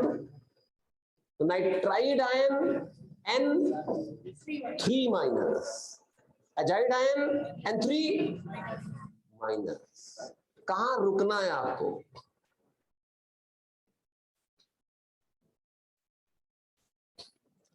ये क्या आंसर आएगा? 7 के 21 और 1 22 Na आएगा। आ गया समझ में?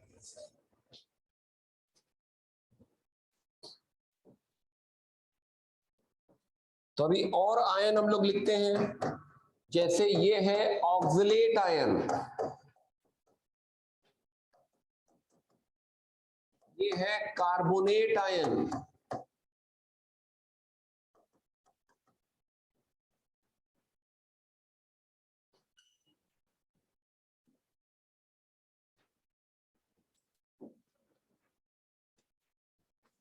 इसको बताइए क्या बोलते हैं? SO3 माइनस को sulphide ion.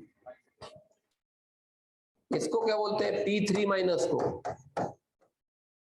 Phosphide.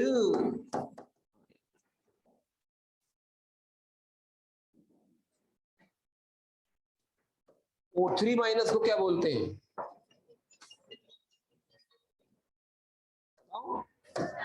Ozonide ion.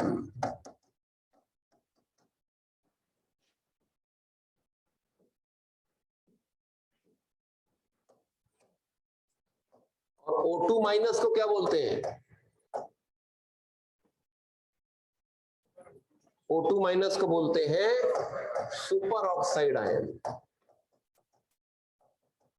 O2 minus, जबकि O2 माइनस को ऑक्साइड आयन और O2 माइनस को पर oxide ion.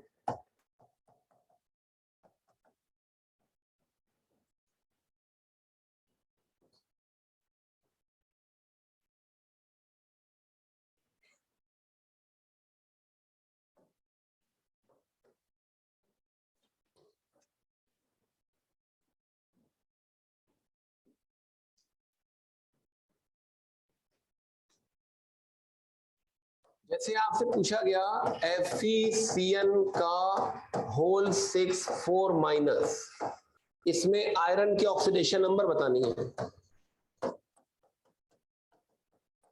Oxidation number of Fe बतानी है। तो Fe की X मान लोगे, और Cn होता है साइनाइड। Cn की -1 इंटू 6 इज इक्वल टू -4। अभी आपने देखा Cn क्या है, ये देखिए Cn, आपको पता है Cn की ऑक्सीडेशन नंबर -1 होती है। Cn पे चार्ज ऑक्सीडेशन नंबर क्या है, charge. Oxidation number is nothing but charge. कोई पूछे व्हाट इज ऑक्सीडेशन नंबर, कह दो चार्ज। कोई पूछे वाटर की ऑक्सीडेशन नंबर क्या है, 0, क्योंकि चार्ज 0 है। किसी भी कंपाउंड की ऑक्सीडेशन नंबर 0, लेकिन किसी भी कंपाउंड में किसी भी एलिमेंट की ऑक्सीडेशन नंबर निकालने के लिए हमें या तो रूल्स लगाने पड़ेंगे या स्ट्रक्चर बनाना पड़ेगा।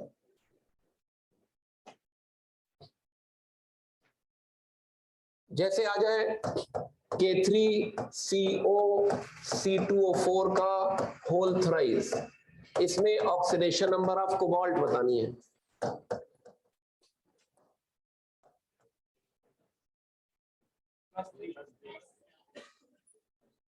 ये कोबाल्ट है, और अगर ऐसे लिखा हो तो ये कार्बन मोनोऑक्साइड है। फर्क समझना, कुछ लोग इसमें भी फर्क नहीं समझ पाते हैं कि सर ये तो कार्बन मोनोऑक्साइड है, ये कोबाल्ट है। ये कार्बन मोनोऑक्साइड ये गैस होती है और ये मेटल होता है। तो कैसे निकालोगे, पोटेशियम की +1 इंटू 3, कोबाल्ट की x मान ली, ऑक्सलेट की -2 इंटू 3 बराबर 0 कर दिया।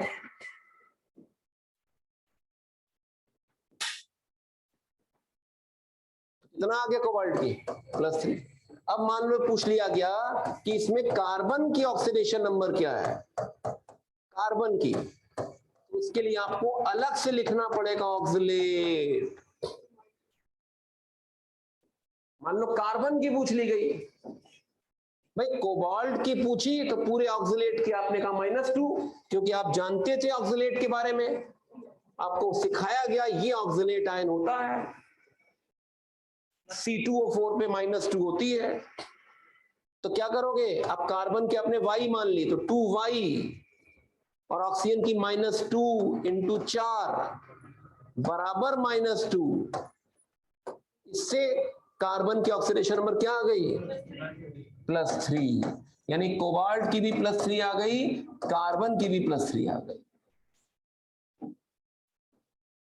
और कोई पूछ ले पोटेशियम की कितनी है, पहली बात तो पूछेगा नहीं कोई, क्योंकि पोटेशियम की तो हमेशा +1 होती है।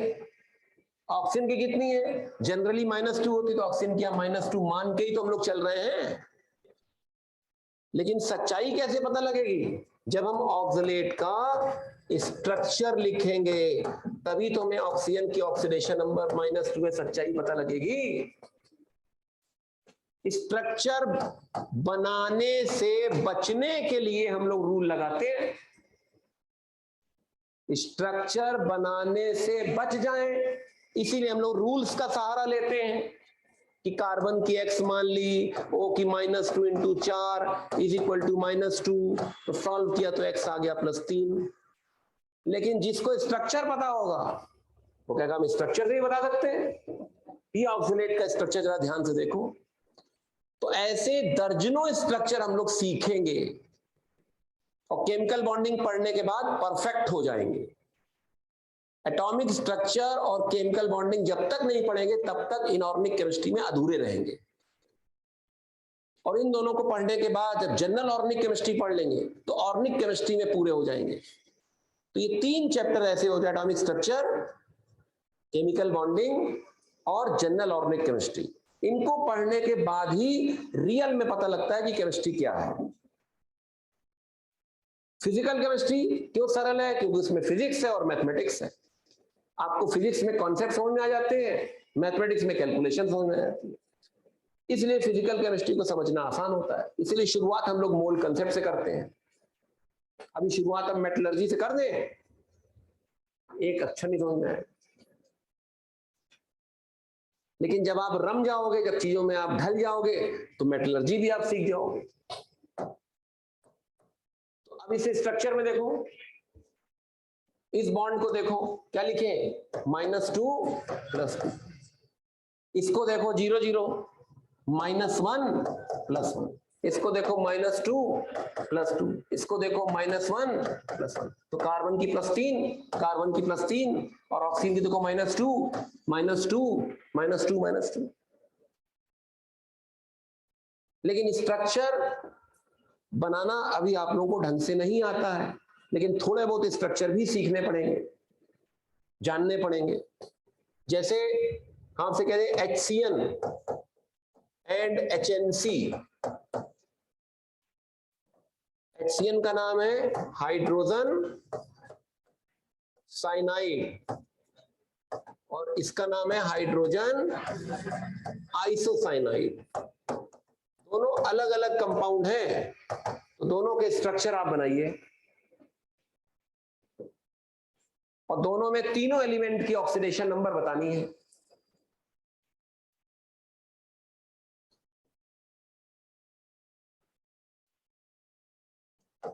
तो हाइड्रोजन साइनाइड और हाइड्रोजन आइसोसाइनाइड, जब इसका स्ट्रक्चर बनाओगे तो HCN ये बनाएंगे। देखिए वैलेंसी चेक कर लो, कार्बन की वैलेंसी 4 है, नाइट्रोजन की वैलेंसी 3 है। मान लो इसमें से आपने H+ निकाल दिया, H और C में बताओ कौन ज्यादा इलेक्ट्रोनेगेटिव है? -1 + 1। C और N में -3 + 3, तो कार्बन की ऑक्सीडेशन नंबर +2 आ गई। तो H की ऑक्सीडेशन नंबर क्या है इसमें? +1 कार्बन की, +2 N की, -3। ऑक्सीडेशन नंबर क्लियर है सबकी तीनों की। और अगर इसमें से H+ निकाल दोगे तो C और H में तो C ज्यादा इलेक्ट्रोनेगेटिव ना, तो साइनाइड आयन मिलेगा कि नहीं मिलेगा? बताइए। तो साइनाइड आयन के स्ट्रक्चर में नेगेटिव चार्ज किस एटम पे होता है? C पर। और आपको पता है C- की वैलेंसी कितनी होती है? अरे कार्बन के पास 6 इलेक्ट्रॉन, वैलेंसी 4, C- के पास 7 इलेक्ट्रॉन, नाइट्रोजन के पास भी 7 इलेक्ट्रॉन, तो C- की वैलेंसी 3 है। वैलेंसी 3 देखिए है कि नहीं? N की वैलेंसी देखिए 3 है। तो अभी आपको स्ट्रक्चर समझते समय केवल वैलेंसी देखनी है, सेटिस्फाइड है कि नहीं। किसी भी कंपाउंड या किसी भी आयन का स्ट्रक्चर बनाने के लिए कई बातों की जरूरत पड़ती है। उनमें से सबसे इंपॉर्टेंट बात होती है वैलेंसी, कि वैलेंसी सेटिस्फाइड हो रही है कि नहीं हो रही। अगर वैलेंसी सेटिस्फाइड नहीं हो रही है, समझ लो स्ट्रक्चर गलत है। तो आप केवल वैलेंसी चेक करो सही है कि नहीं। अब जैसे HNC का बनाए, तो HNC जो कैसे बनाएंगे? HN ऐसे बनाया, तो N की वैलेंसी जो 3 है, लेकिन कार्बन की तो 2 ही है। फिर आपने कहा नहीं हम ऐसा करते हैं, कार्बन की वैलेंसी 4 कर देते हैं, तो N की वैलेंसी 5 हो गई। क्या N की वैलेंसी 5 होती है? नहीं होती है। क्या कभी सुना है आपने NCl5? फास्फोरस की वैलेंसी तो 5 होती भी है, N की वैलेंसी कभी 5 नहीं होती। और 2 एटम के बीच में 4 बॉन्ड कभी बनते नहीं है, तो ये स्ट्रक्चर तो निहायत ही गलत है। ऐसे में क्या किया जाए? डबल से काम बना नहीं, 4 बॉन्ड से काम बहुत बिगड़ गया। ऐसे में 3 बॉन्ड सोचो, बीच का रास्ता निकालो, और जैसे ही बीच का रास्ता निकालोगे, अब N+ की वैलेंसी 4 होती है और C- की वैलेंसी 3 होती है, बीच का रास्ता निकल आया।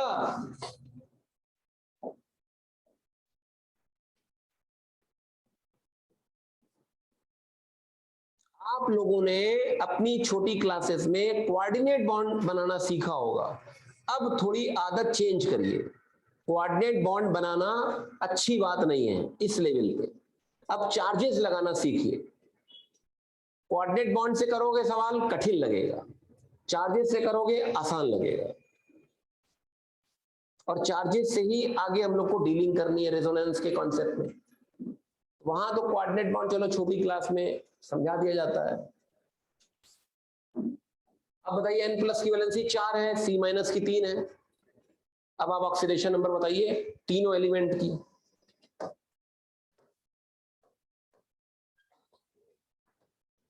पहले तो चेक करो स्ट्रक्चर क्या सही है। ये स्ट्रक्चर गलत है। क्यों गलत है?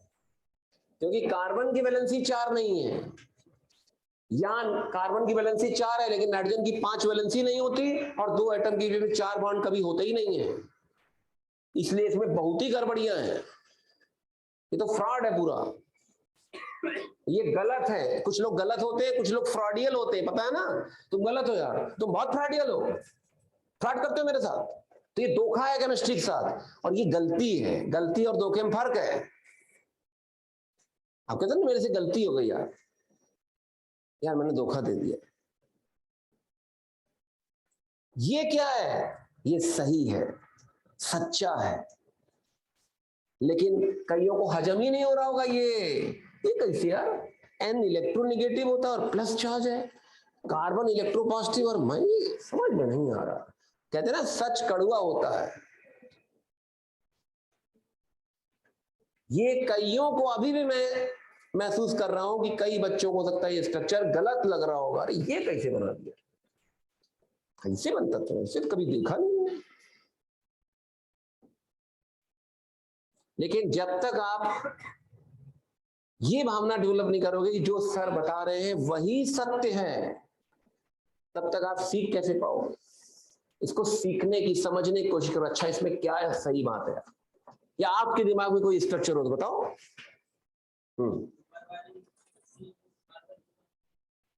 क्या चीज? -2 कर दें, ठीक। अरे HNC पे चार्ज 0 है बेटा, करे कार्बन पे -2 कर दो तो टोटल चार्ज तो -2 हो गया। HNC तो अपने आप में न्यूट्रल मॉलिक्यूल है बेटा। -2 अपने घर से ले आओगे तो कहीं से +2 भी तो लाना पड़ेगा। नहीं समझ रहे बात को? आपने दिमाग तो लगाया, लेकिन ये भूल गए कि -2 अगर लाओगे तो +2 भी तो कहीं ना कहीं रखना पड़ेगा। कहां रखोगे +2? सर छुपा लेंगे उसको, अपनी बाहों में छुपा लेंगे, अपनी आगोश में ले लेंगे उसको। ऐसे करोगे?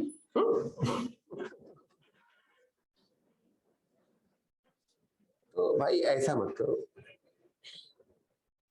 HNC का स्ट्रक्चर ध्यान से देखो, वैलेंसी के हिसाब से सही है कि नहीं है। N+ की 4, C- की 3। अब आपका काम है ऑक्सीडेशन नंबर निकालो सबकी, H की, N की, C की, जिससे मैं पूछूं वही बताएगा। स्ट्रक्चर के आधार पे ऑक्सीडेशन नंबर बताइए क्या है। हाँ आप बताइए N की क्या आ रही है। हाँ N की +4 आ रही है, देखते हैं बाकी लोग क्या बता रहे हैं। जल्दबाजी कर रहे हैं। -2, ये -2, ये +4, आप बताइए। आप -3 बता रहे हैं, आप बताइए बेटा। +3, मतलब आंसर देखिए क्या क्या आ रहा है। +4, -2, -3, +3, आप बताइए। -3, कितने लोगों का -3 आ रहा है? -3 सही जवाब है। और कार्बन की +2, वही वाली ऑक्सीडेशन नंबर आएंगी जो उसमें थी। देखो इस बॉन्ड में ज्यादा इलेक्ट्रोनेगेटिव कौन है? N, तो -1 +1, और इसमें N ज्यादा इलेक्ट्रोनेगेटिव है तो -3 +3, तो N पर चार्ज टोटल कितना दिख रहा है? अरे -3 ही तो दिख रहा है। H पर चार्ज +1 और C पर चार्ज कितना दिख रहा है? +2।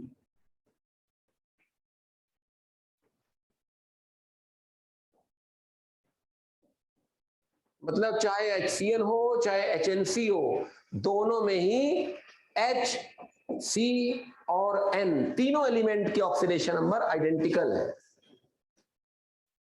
स्ट्रक्चर में फर्क है।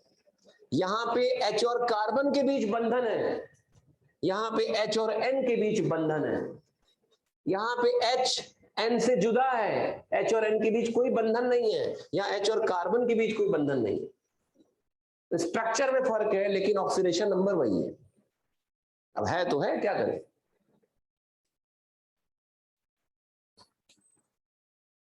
ठीक है, अगला सवाल देखिए। K2 Na Fe H2O, ammonia, NO3 का होल ट्वाइस, Cn का होल ट्वाइस। इसमें आप आयरन की ऑक्सीडेशन नंबर बताओ।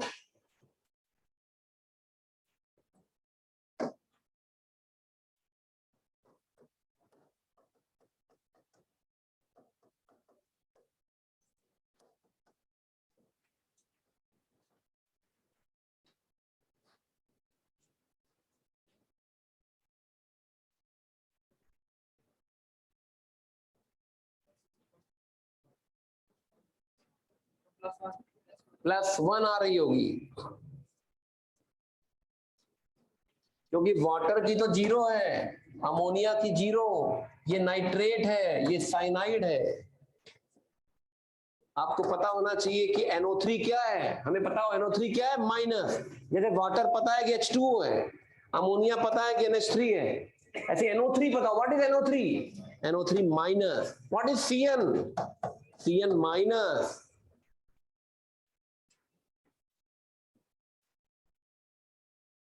तो एल्कली मेटल की तो +1 होगी। क्लियर है बात?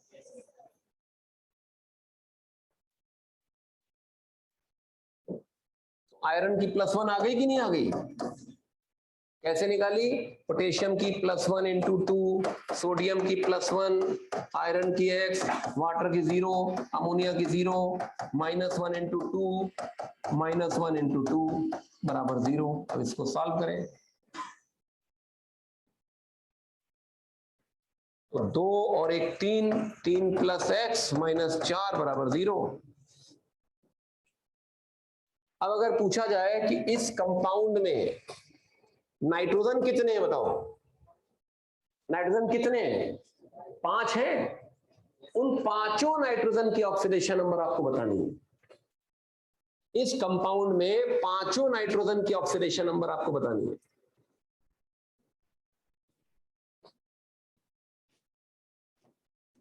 एक नाइट्रोजन अमोनिया में है, 2 नाइट्रोजन नाइट्रेट में है, 2 नाइट्रोजन साइनाइड में है। उन 5 नाइट्रोजन की अलग अलग ऑक्सीडेशन नंबर क्या है?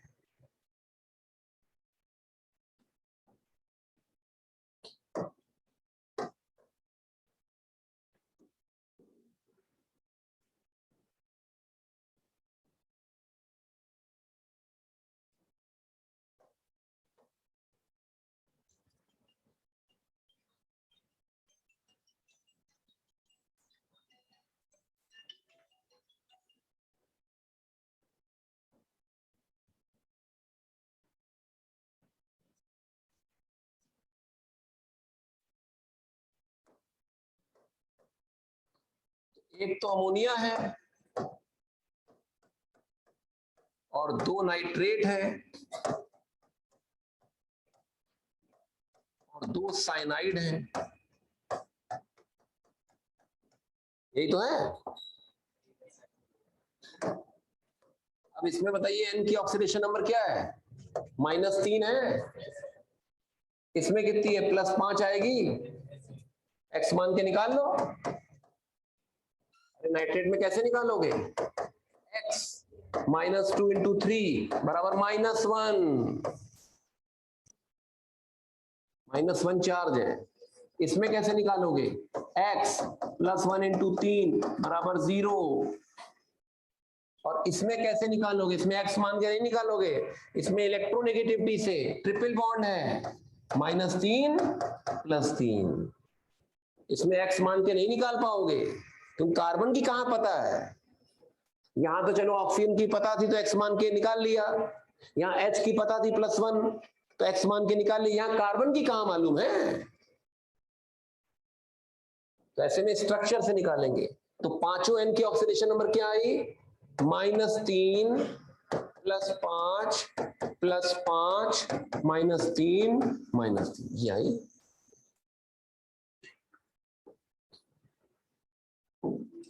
एवरेज निकाल सकते हैं आप।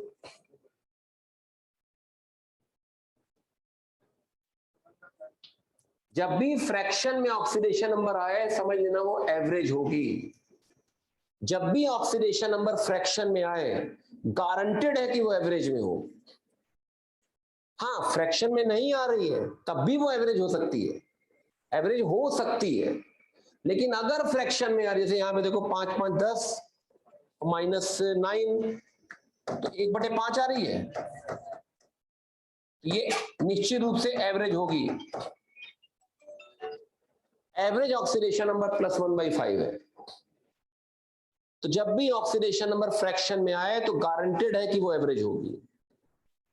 अगर फ्रैक्शन नंबर इंटीजर आ रही है +1 +2 -1 -2 +3 -3 +4 -4 तो वो एवरेज हो सकती है, गारंटी नहीं दे सकते, एवरेज हो सकती है। वो स्ट्रक्चर से फिर पता लगेगा।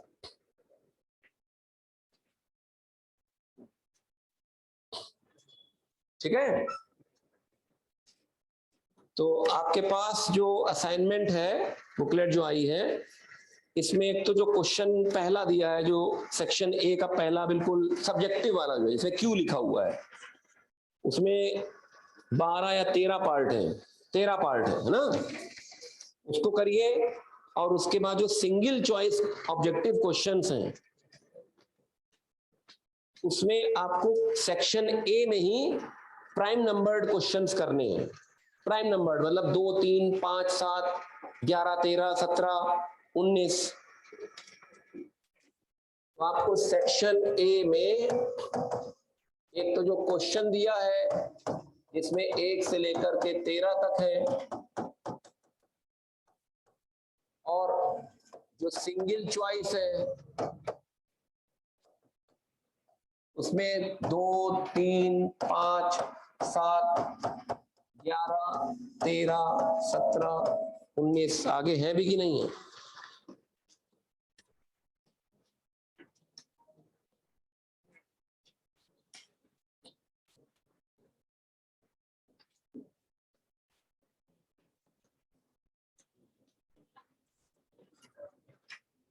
क्या आंसर लास्ट में देखिए दिए हुए हैं?